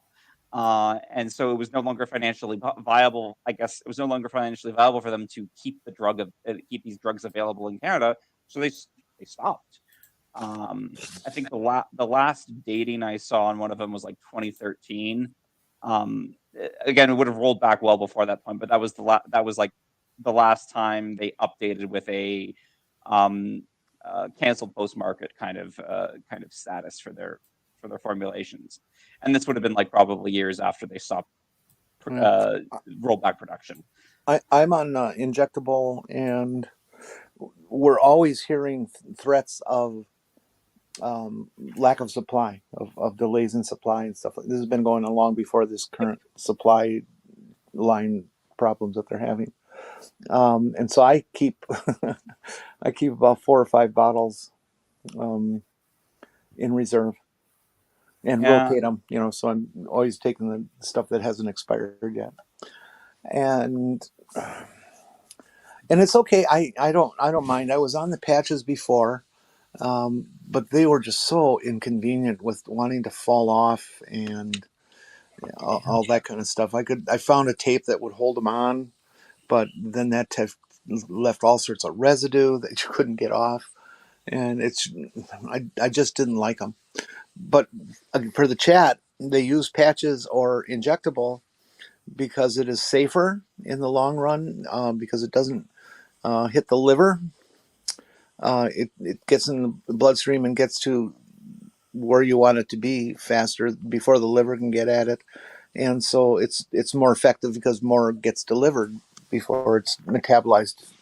It skips first pass effect, which is exactly the first time it goes to the liver. Because it slight misunderstanding, it does go to the liver, but oral would be digested, go to the liver, go to the bloodstream, and then get filtered out again by the liver. Right. With injectable and patch, it in both cases gets into the bloodstream and then gets filtered out by the liver and leaves. So you're hitting the liver half as often, basically. It's funny you shouldn't mention patches, because that was one of the things that put me off wanting to have patches. I thought, I don't want to have patches. I don't want them falling off. The patches were very effective. I have no complaints about them in terms of that. For me, it was just application, and it's because of my lifestyle and that I'm doing things with my body when I'm working on cars and shit like that are just not conducive to patches. Sweating is not helpful. Yeah. But 3M makes tape that is absolutely nuclear. That will hold anything on for weeks. Wait, did you say? Yeah. What tape did you use? But pardon? I said, what tape did you use? I forget the number, the 3M number, but it's a 3M product. It's about 4 inches wide, and it comes on very small rolls, and it's perforated, and you see it used a lot in orthopedic surgery. Oh, I don't know what it's called, but I know what one you're talking about now. Yes. It's got little vent holes and stuff in it. Mm-hmm, mm-hmm. Yeah, it is. It just holds like crazy. Yeah, it's a good tape. But and it was also the perfect size that when you tear off one at the perforations, it covers a patch perfectly. I know a way to stop them falling off. Staples. Yeah, that's what I was thinking. Sorry, I didn't catch. Oh, Staples. Staples. Oh, Nail That's- gun. Go that's straight for an the old- nail gun. Ka-chunk. gosh, no. Yeah, that's a really old joke about when I first started, you know, experimenting, I suppose you could say, with being trans. So I went to America and I'd go and hang out with a bunch of friends for like 3 days. And one of the jokes is like wigs fall off, and it's like, yeah, hot glue or Staples was the common joke. Oh, I have a hot glue machine. I can use it. Oh my And god. these stories I'd heard about. So when I go out, because the agoraphobia, I tend to sweat a lot, especially in the summer. It becomes somewhat unbearable, and I've had to come home because being a fat person as well. I got sweaty between my legs, and it ended up chafing and getting really sore. So it's like, yeah, I got to go home now. I always put the patches on my chest, just above, slightly above, and inboard of the breast, Right. so covered by your blouse or whatever you're wearing. Mm. And I just found that a convenient location. It was the least sweaty I could find. Yeah. Well, anyway, so because I'd heard of those kinds of stories, I thought to myself, okay, I think I'm going to go for the gel, because the gel works pretty much the same way. It's just it's subcutaneous, so it's going How through do the you apply that? You just rub it in and Yeah, it's when you get like the kind of gels, to ease pain, back pain or whatever.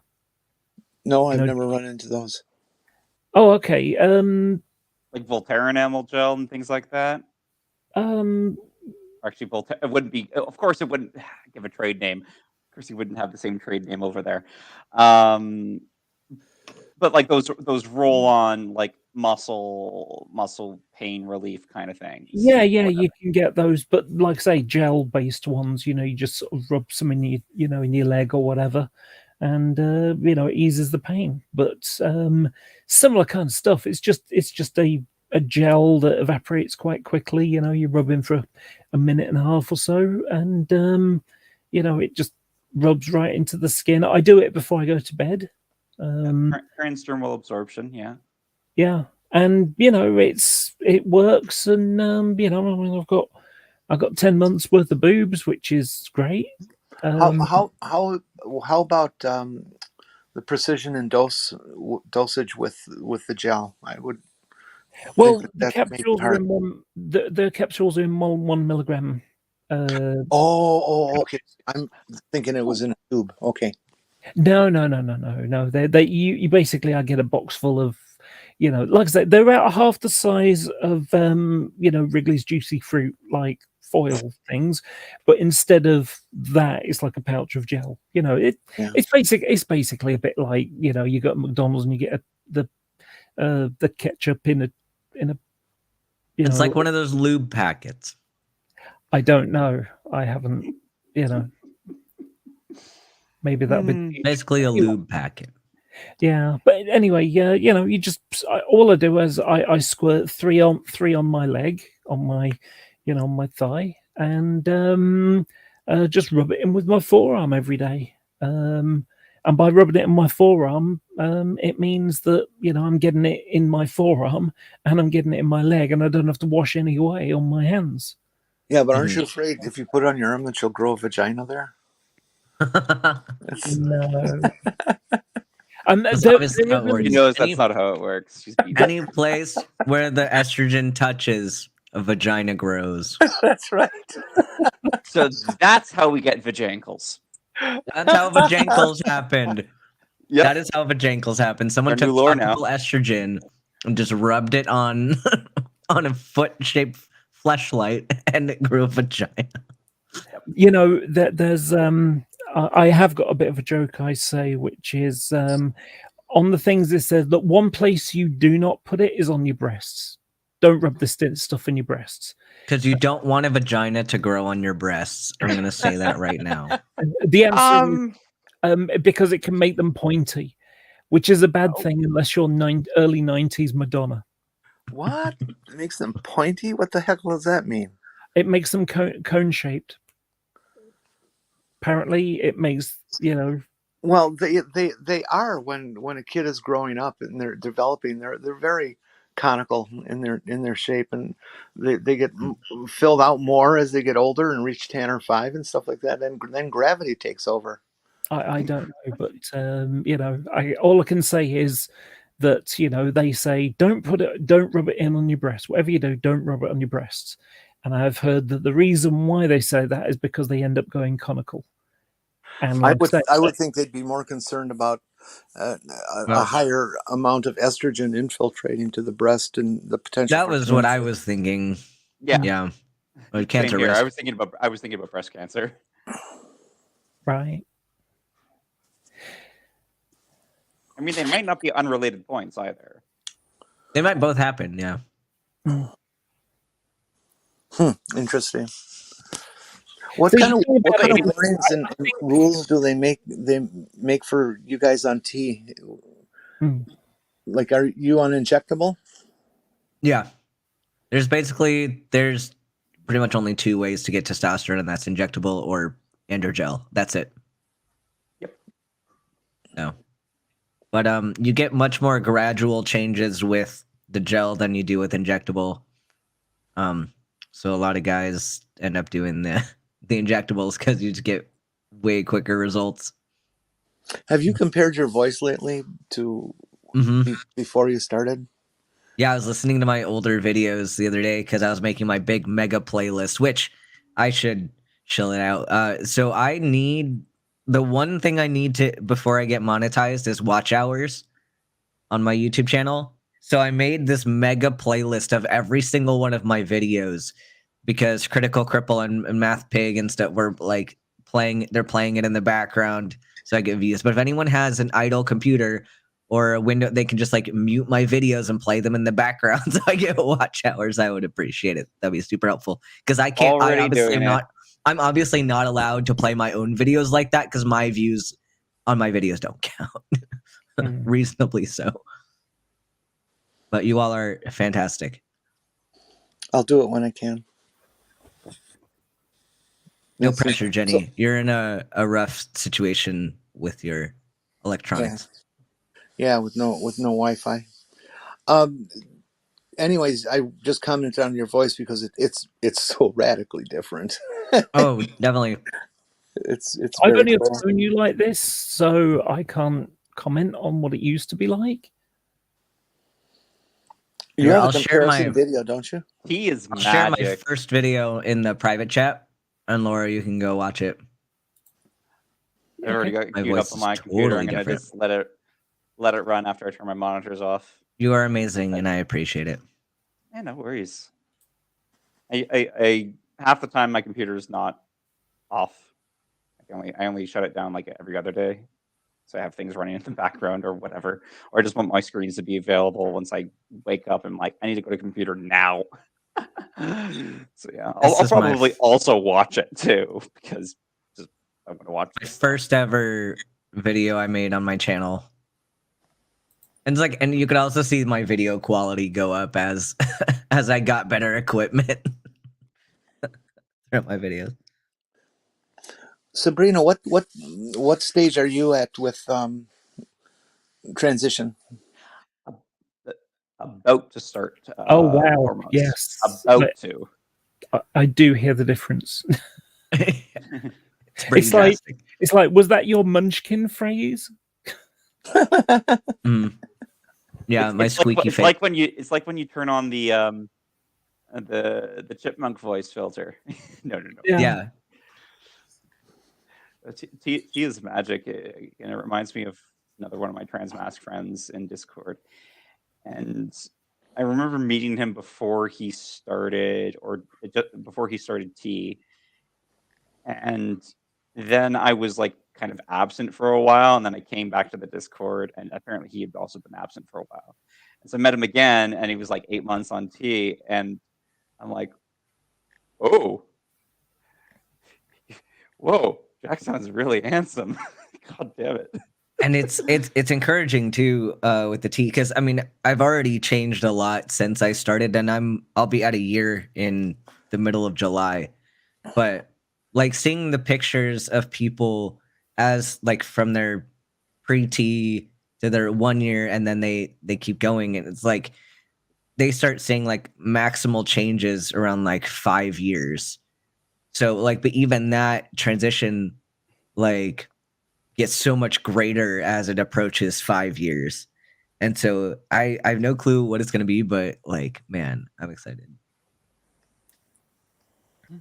It's the one I, thing that I I am really, amazed at some of the changes some people experience. Me personally, I'm a kind of a I call myself a failed transgender person. I'm tall, I'm fat, um, I'm very wrinkled because of my age, and I pretty much look like a guy in a dress, um, which I can live with. But I kind of feel a bit some like of that these myself kids sometimes. who started when they're 19, 18, 19, and stuff like that, it's just amazing how radical their changes have been in like 3 or 4 years. Mm. How different they look. It's just incredible. It really is. I'm uh, privileged to be able to be witness to quite a few different people experiencing these changes. So through my professional work as a pharmacy technician, um, I have a lot of I haven't, like, not a lot, but obviously I know which of my patients are trans based on what their drugs are, of course, because it's pretty obvious. And I'm also able to like I've been building rapport with them, and I've like sort of soft come out to some of them so that they like they know that I'm on their side, and they know why I'm on their side specifically. Um, I'm kind of envious of them, but like obviously some of them are quite young. There's like 18, 19. I've got this one 16-year-old who's not starting HRT, but they're on Lupron. I mean, they've already started puberty, but like it's to halt as much as they can now, and uh, to allow sort of get them ready for HRT once they. I don't know if the doctor is going to wait for 18 or not. I don't know what the rules are and that kind of thing, as far as giving tea to an early a young trans man. But nonetheless, They I get this. should hopefully be able to do it earlier, because I mean you should only be on Lupron for like 2 years max Yeah, before you. that's they're only going to be on it for that long, from what it Okay, sounds yeah, like. because you got to start HRT within that time frame. You can keep them on Lupron as long as you add in the HRT. You can keep Yeah, them on longer than 2 years, but yeah, because Lupron, I yeah, think, can be used as is also used as the anti-androgen as well. It's yeah. yeah, and from talking with them, I think what they said. I think the main reason, I think they have to. I think they said that they're going to have to stay on it or change to something else because they're yeah, contraindicated with the primary anti-androgens, which are spironolactone, mm, cyproterone in Canada. I know cyproterone isn't available in US, but in Canada, yeah, it is one of our common ones. yeah. We Which should. I wish it was allowed here. I'm surprised it isn't. The I'm U.S. very surprised. sucks, but for at least for trans masculine people, you generally start HRT, and then you keep them on Lupron as a suppressant of Menses, because if you can't increase testosterone too quickly, you want to keep them going like at an age appropriate puberty, but testosterone at those doses is not going to suppress Menses. So they usually keep them on Lupron to prevent that while still titrating the testosterone. What is Menzies? Menstruation. Oh, right. Okay. Yeah. Do me a favor. You're able to put things on the screen, yes? Yeah, you should be able to as well. Oh, okay. It's J Dragons, which is Oh yeah. Oh no. Oh, I thought you were going to share a link, but yeah, I can share this one's or the one before that. One above that Okay. one. That really annoys me because it's due to finances. Yeah. And it's one of the things that the UK is shit for trans care at the first stages. For the first few years, because it takes about 4 years to get to hormones. And that's because this stupid gatekeeping system, and it's effectively what's happened is in the old days when the system was, set up, where being trans was considered a mental illness, a mental disorder. And so two things that the NHS is really shitty on is mental health and trans care. And because trans care came under the mental health stuff, it's like at the bottom of the list of the financing part. So for example, when I was first put on the list for Leeds General Identity Clinic, they had a budget for 27 people a month, but had over 100 referrals a month. So if we look at it in a COVID sense, if you can imagine a store and they can only get 27 people through an hour, but there's over 100 people joining the queue an hour, imagine what that queue is going to be like at the end of the day. Change days to months, and next thing you know, it's years. So it takes a long time. Now, in America, you go to your doctor, he gives you hormones. I'm exaggerating slightly, but not a huge amount from what I can tell from what other people have said. Because it is basically, largely done. You're a customer with your insurance, you see. And so it's like, you're a grown up and you can make decisions about your life, including whether you want to take hormones or not, and so on. And so, For now, okay, you're treated like a child. But at the same time, once I got my diagnosis, boom, everything happens.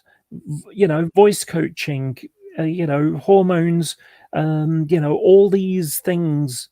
If I was someone who was a lot more bald, then wigs, I'd be able to get a couple of wigs a year on the NHS. All these sorts of things, and surgery will cost me nothing. So ultimately, once you've got the diagnosis, the storm gates get fully opened. But in America, unless you've got a good job, that is a real barrier. Being poor is a barrier. And I used to know someone in America who she didn't look great because she couldn't afford health insurance. So because she couldn't afford health insurance, she didn't look very good. Because she didn't look very good, she couldn't get a job. Because she didn't have a job, she couldn't get insurance. So it was a vicious circle. Yep. It helped that she was a slob as well, but either way.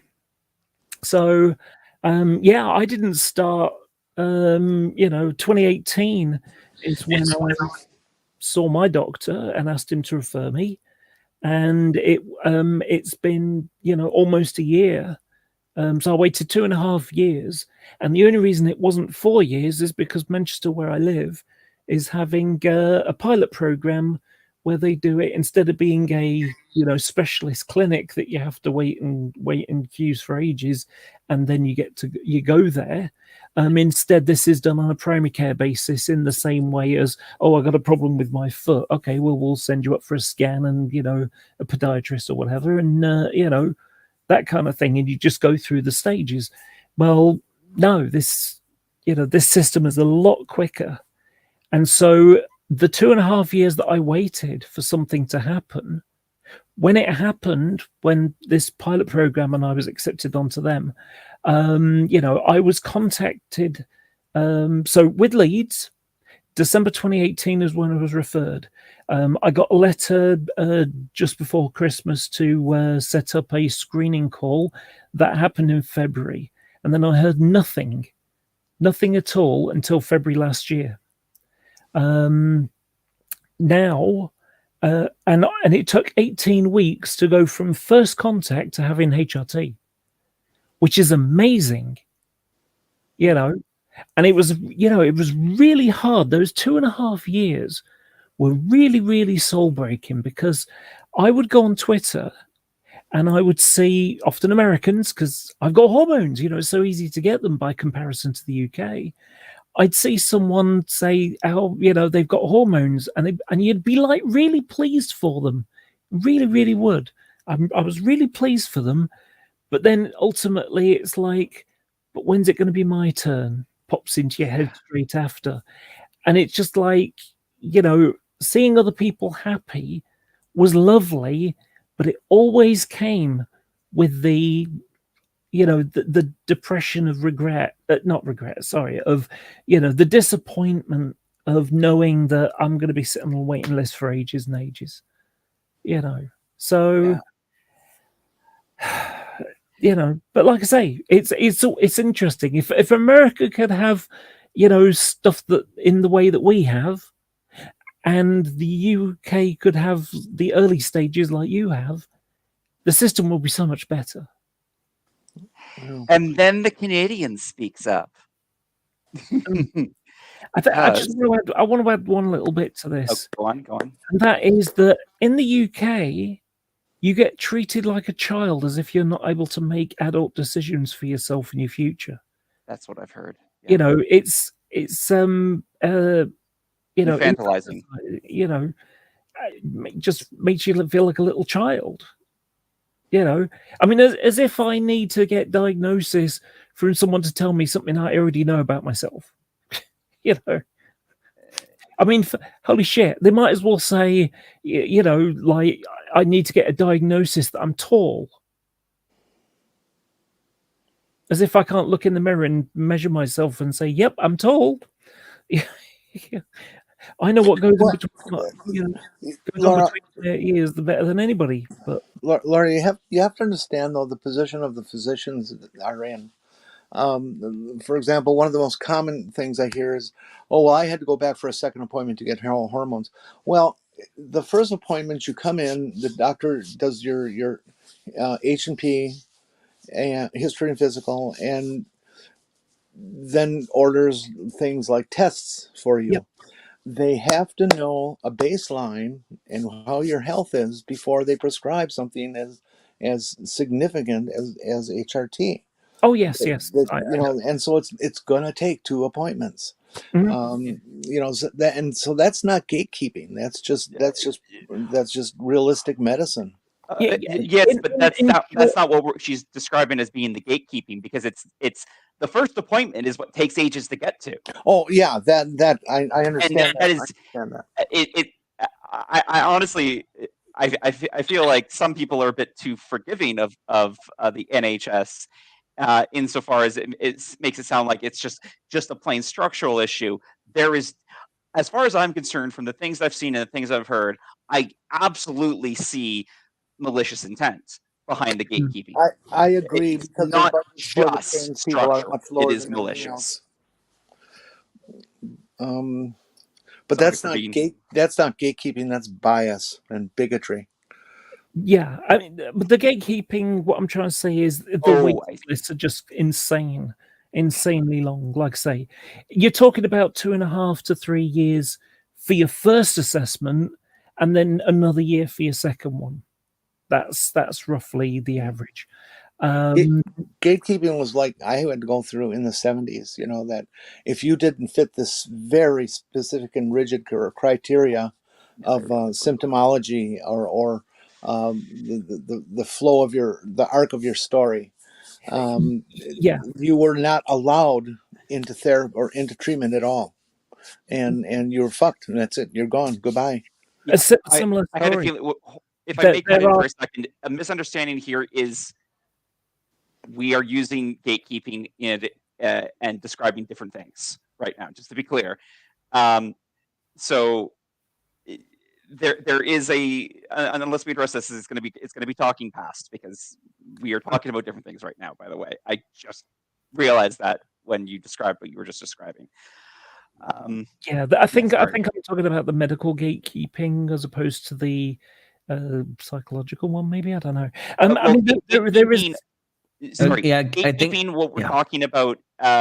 One idea is the fact that it's what you and I were initially talking about was just that there are barriers in the way and it's harder to get through. But where gatekeeping, and this is probably more appropriate to the word, is where it's being selective, as in only people who fit Yeah. a particular criteria get it. That Exactly. gatekeeping is the biasing against or for specifics. That's what I didn't appreciate at first. What a lot of people would be hearing when they hear gatekeeping, as opposed to other things, where I'm not sure what the appropriate counter word would be, but we're talking about just, I guess, barriers. Like, it's just intentional barriers being put in the way. It's the barriers aren't selective. It's making it hard for everyone, but it is making it unnecessarily hard for everyone in that given situation. So it's not a gatekeeping exactly. It's not being selective. There is an element of gatekeeping in the sense that Jenny was referring to, because there is a kind of an unsaid, when you go for your assessment, wear a frock. Wear a dress, because if you don't, they'll look down on you and say, oh, well, you're not properly trans or something. There is an element of that goes on. And that's a mutually separate, well, not mutually separate, but it is separately its own specific problem. There we go. That's what I was trying to say. Yeah, I think I hate that one. I think that's one of the worst requirements they or expectations they lay on trans people, that you gotta come in your first appointment and look as though you've already transitioned.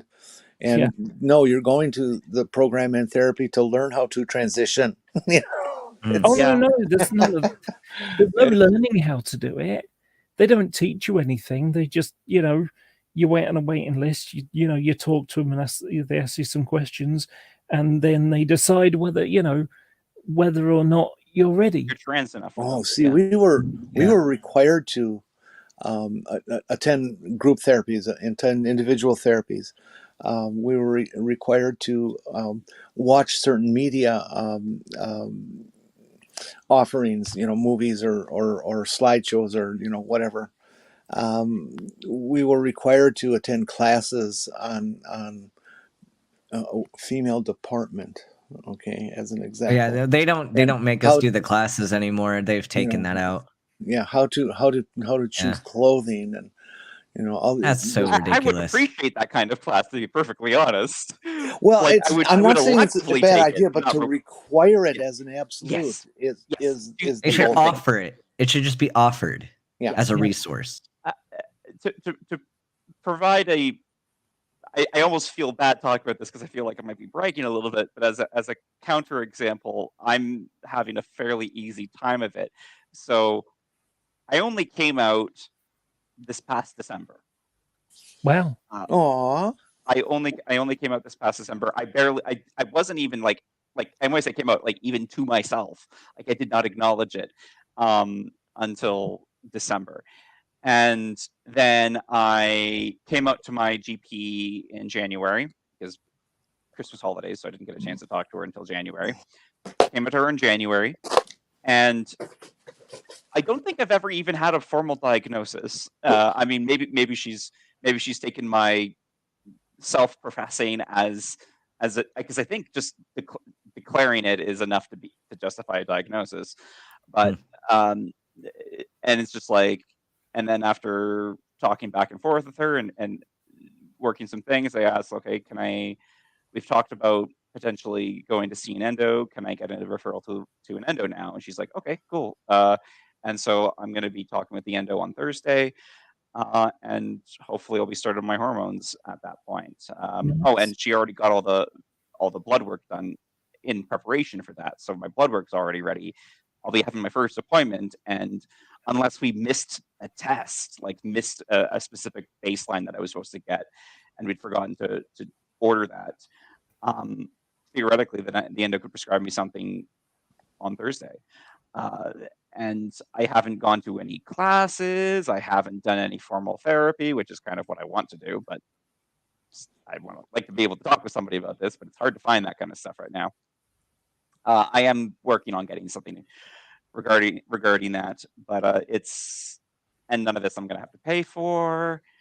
If I go for patches, I'll have to pay for patches because I found out patches aren't covered under my government plan, but the oral is, and the anti-androgen is covered. I already knew that. So, like, I'm okay. I'm in a pretty good position, and I barely started, and I'm already where I am. But Are you I had a lot. Sorry. Are you trans femme? Yes, I am. Right. Yeah, sorry to be clear. Yeah, I'm trans. I got that from the name. That was all. The big gatekeep that was from my generation, or I should say graduating class, is that your intent by going through therapy and through transition was that you are going to come out the other end a binary woman. Yes. Okay. And if you entertain the thoughts of anything else, okay, NBs existed, and there was awareness of them, and they were even part of the loose community, but they, first of all, didn't have a name. Nobody knew what to call them. Some people said, "Oh, they're transvestites." No, some said they're cross-dressers. No, and so there was just a lot of confusion and misunderstanding, and with exactly how to label and understand those folks. And so, like, they were, if you're going to be that, no, you don't need us for that. You just go ahead and do that. And that's changed, and that's a very, very good thing. Yes. But yes. Yeah, that was real tough. The expectation of binary existence, and it's all right by me because that was my interest anyways. But I know there was folks that went through at my time that really weren't that interested in that, but knew they had to. Actually, I would say I'm a beneficiary of this change as well. So I identify as trans femme non-binary, or non-binary trans femme, or whatever. Where it's like on the spectrum, I'm not all the way at the binary of female, but I'm not in the center either. I'm like leaning this way, so there's still aspects. I like to say, with all the label issues that exist today, in my day, the labels were transsexual. Then out there, not in the community, but they were out there, transvestites and crossdressers, and drag queens. The biggest argument about labels in those days was whether transsexual was spelled with one or two S's.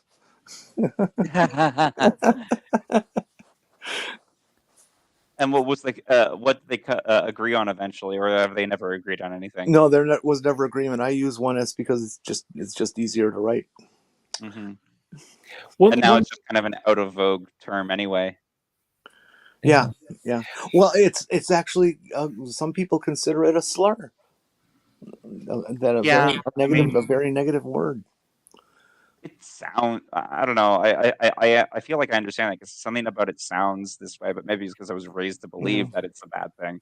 The GCs are use it as they will apply the word transsexual to people who have gone through that ancient formalized system of treatment, surgery, binary, and they'll call those people transsexuals. They're AGPs also, but they're transsexuals, and then everybody else who hasn't gone through that is a pervert and must be destroyed. They don't even give leeway for people who are like waiting to afford surgery or that kind of thing. They're just so ignorant and hateful. Oh, evil. I don't want to go on about the transphobes and shit because that just no, I don't either. Yep. It's let's not go there. It's just too bleak. I'm fed up with doing that. We're gonna win. Don't let it be too bleak. We're gonna win. Yeah, I was gonna say that of a lot of the things we've talked about tonight, I would actually say that's probably one of the least bleak things. because Yeah. the victory on our end is inevitable. Oh, it is. I mean, in my opinion, of course, we're definitely, unfortunately, we're Now, Jenny, gonna quick lose some question people in for the you. process. But yes, Yeah. it's gonna be a victory nonetheless. Quick question for you, Jenny. If you want to say, it's up to you. How old are you? 67. How old? 67. Okay, you're about my mum's age. That's that I expected as well. So my grandparents' age couldn't deal with it. My mum's generation really don't like it much. You know, some people are okay, but a lot of people still aren't. My mum isn't. You know, she disowned me the day before Mother's Day because I wanted to go to give her a Mother's Day present as a guy. But you know, but then again, then there's my generation that are kind of like 50-50 on it, really. And then, you know, then you got the millennials and they're more accepting, and the Zoomers are more accepting again. So as the generations push on, and of course, the movers and shakers of governments are usually made out of, you know, middle-aged men. And so gradually over time, those middle-aged men will retire and die, unfortunately, you know. Well, Yeah, but they're the guys who are supporting all the porno queens. yeah. But effectively, the time will go, and you know those people will disappear from history, replaced by younger people that are more accepting. Yeah. So by the time I get to being an old lady, which is my ambition, I want to be an old lady. You know, that's not me trying to be old. That's me saying long-term goal. I want to be a little old lady. Well, maybe not so little. That is the opposite of my goal. So yeah, exactly. You know, you want to be. You want to be a big young man? Oh, that's. I mean, yes, I want to be a young man forever.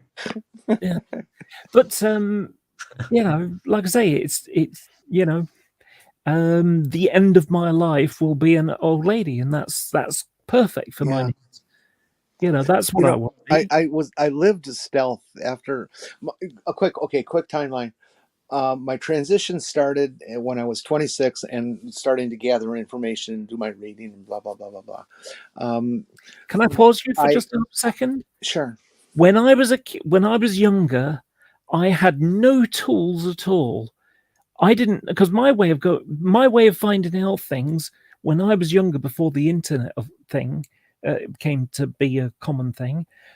You go to the library. What am I going to do? Go to the library and say, "Hi, have you got any books about boys that want to be girls?"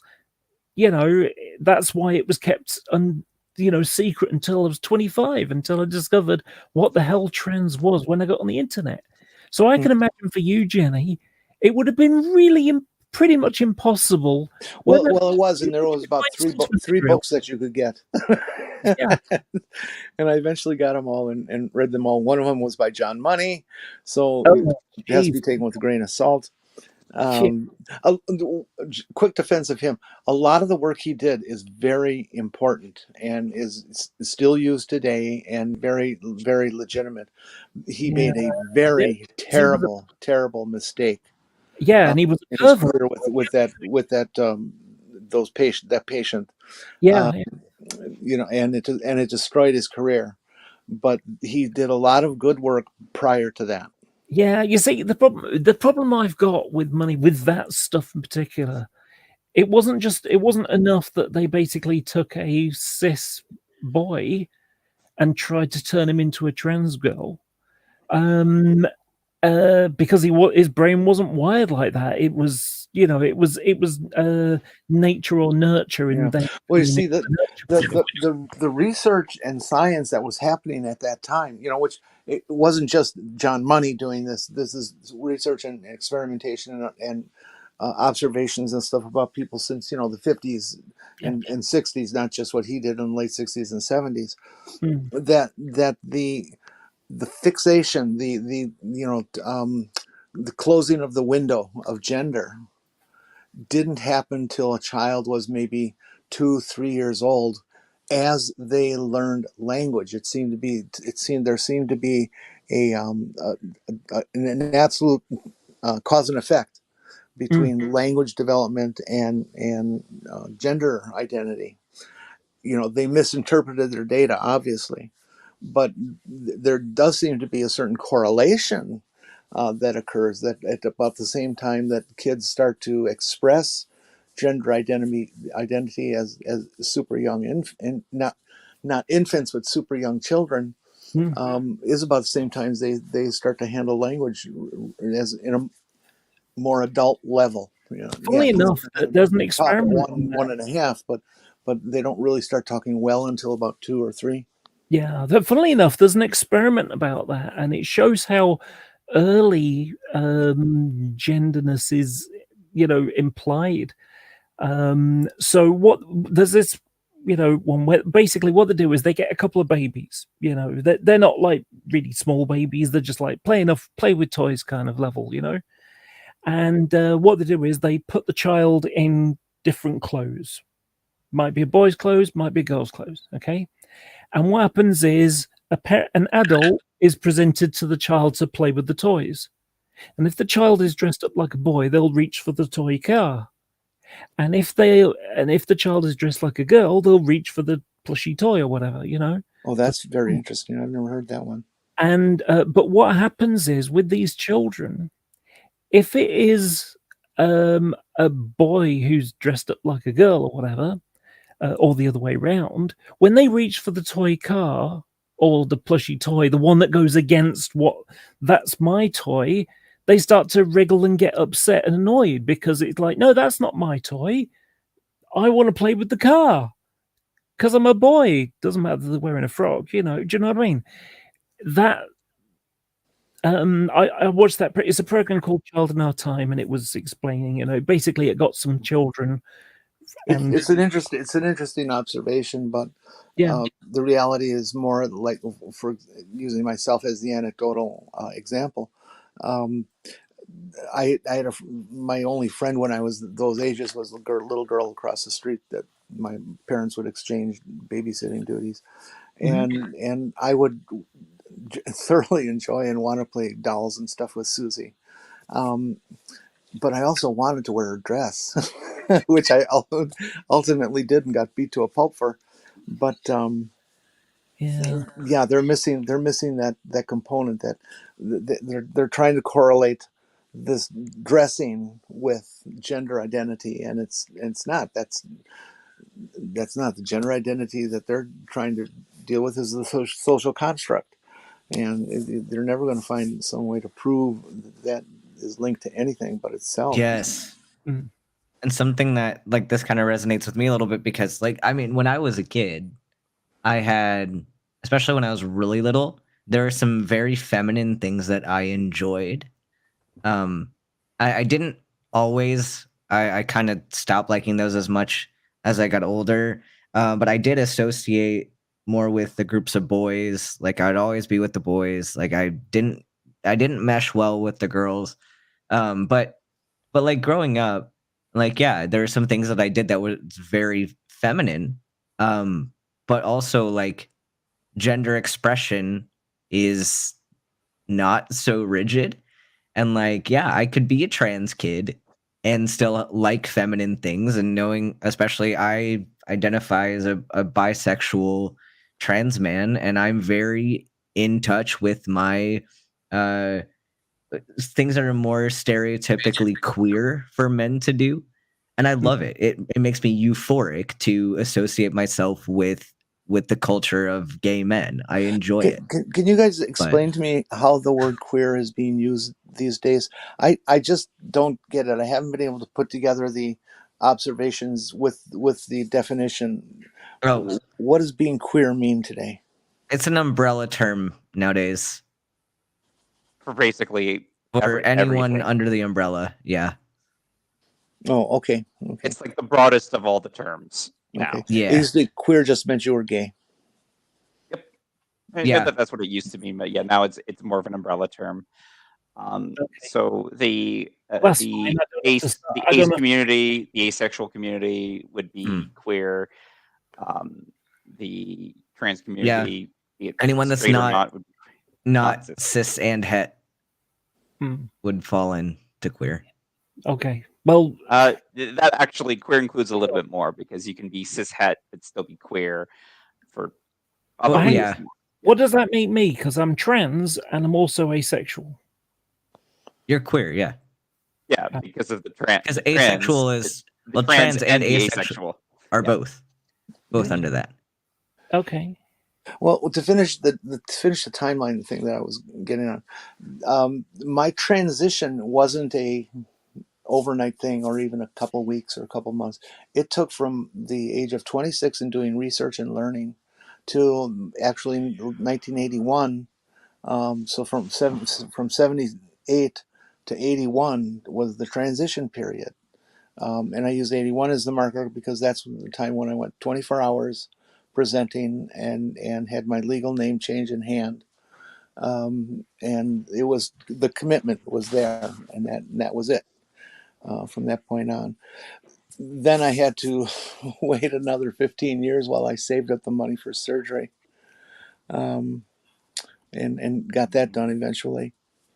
And then I was living this very androgynous existence because I was so frightened about completely transitioning and having a completely binary appearance in society. I didn't feel I passed very well, and I was very frightened of getting beaten to a pulp or murder or something like that. Rejection, isn't it? You're scared of rejection. Oh yeah, oh absolutely. And so I lived very androgynously and continued doing that for 40 years, almost 40 years. And it was such a mistake that it pretty much drove me to attempt suicide again. Oh. And it's only been since that event and dealing with another shrink, and an internal medicine doctor who took me seriously, that things have gotten better. Another thing I should mention, in that whole period of time, I was never on hormones consistently for more than a year. And that was only one time. The rest of it was like on 6 months, off a year, on 6 months again, off 2 years. And is that just because you couldn't afford it? Because of affording insurance, that kind of thing. And some doctors that wouldn't even touch me because I smoked, and that kind of thing. And so it was all very. Did you give up smoking ultimately? Pardon? Did you give up smoking ultimately, or still? I still have a couple a day. Okay. 2 or 3. And so the doctor that I ran into that started getting me, putting my head back together and things like that, is the one who put me on HRT, but not for a couple years, until she was sure that my medical cardiac history and health were stable enough to take it, which is just good medicine. It wasn't, again, it wasn't gatekeeping. She just didn't want me to drop dead. And now I've been on hormones for almost 5 years consistently now. Excellent. Because it was so sporadic before, I never experienced the full effect of HRT. I mean, yourself, a year causes some changes, but not a whole hell of a lot. And even so, at these 5 years, I feel like I've gone through a second transition. It's so different now than it was before. I will pretty much probably never imagine suicide again. I'm perfectly comfortable with a binary appearance because that's what I like and that's what I want. And things are finally okay. So that's the synopsis of a very quick boil down of 43 years. Mine is pretty easy, actually. What happened was I didn't really understand who the hell I was until I was 25. And then and I think probably the biggest one was when I was 15. I borrowed some of my mum's skirts and it got noticed, and it was like, put them back. And then and so there was a family discussion, and the discussion was usually I'd done something wrong. So what happened was my mum sat, I remember quite vividly, my mum was sat on the chair arm, and I'm stood looking at my feet in shame. And My dad sat at the dining room table towards on the left. I say dining room table. We didn't have a dining room. It was like a open plan. Anyway, so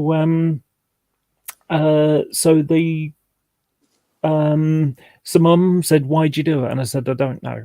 And I didn't know. It was like an instinct I needed to express myself and go on the same way as I needed to breathe. And she's like, "Well, you must know." And I said nothing. And because I wasn't volunteering anything, she just blurted out, "What do you want to be, a girl or something?" And I paused and I said, "No." But in my head, I was thinking, yes, I think. Yeah, I hate myself for that exact scenario. Yeah, and saying no. and it's like, and it's I mean, it's one of the things that I think has hurt my mum, because when I came out to her and my dad, and told them I was going to transition, I gave them that bit of history. Yeah, my mum kind of threw it in my face one time, and I said, "You have no reason to feel guilty about that. That was me not knowing it." And I said, I couldn't understand it for myself. I couldn't explain it to you if I couldn't understand it to myself. Yeah. Sabina, may I ask? Sabrina, I'm sorry. I'm thinking of a friend of mine whose name is Sabina. How old are you? I just wanted to ask. Me, 31. I'm 40. Sorry. I'm sorry. Talking over, one at a time. Sabrina. How old did you say? I didn't hear. 31. 31. And what did you say, Laura? 48. 48. Okay. Just curious. I was friends with a woman by the name of Sabina Schmitz, and anybody who's in Europe, specifically Germany, would know exactly who that is. The moment I say the name, she was a very, very well-known race car driver. Oh yeah, considered the queen of the Nürburgring. Mm-hmm. And she was a friend of mine. Oh, wow. Nice. Yeah, you got me sick several times in a car. She was very good. All right, I love you guys, but we've been going for almost 4 hours, and I'm in my last week of 19th grade, and need to go to bed.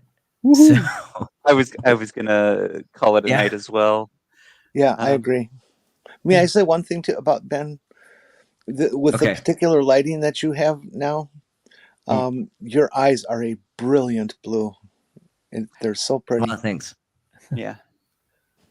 Well, by the way, Ben, before we go, look whose book I got. Amber Rose Washington. Oh, nice. That's awesome. Yeah.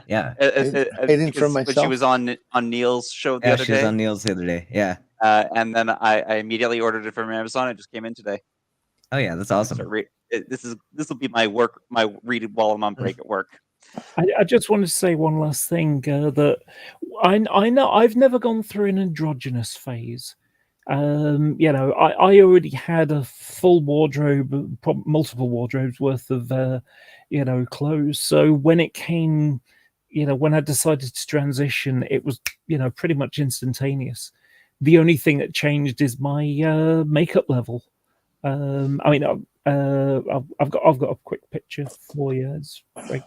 Well, that means real quick, and that's the last thing, and then we're calling it a night. Like, I love you all, but we really gotta call it a night. Show us a picture next time, Laura. Yeah. Oh, here, I'll show it quickly. Here you go. Okay. Here's a picture. My friends, they got a much redder. They got a darker skin tone. Where kind of look a bit Donald Trumpy. A little bit on the orange side, but that was my first day out as me in public. That was your else had been undercover, So, that was your first day out as non-stealth. Yeah, that was my first day out in public. Yeah. Oh, Chad, I look at this picture. I would, unless I knew it was you, I would not have known that's a trans woman I'm looking at. I just would not have known. Good night. Yeah. We love you guys. Yeah, we're gonna. Y'all can stay backstage as long as you want, but I need to leave, and I'm the only one that can shut the stream down. So, thanks everyone for joining. We'll see you on Wednesday for open mic. Bye, everyone. Bye. I'm gonna.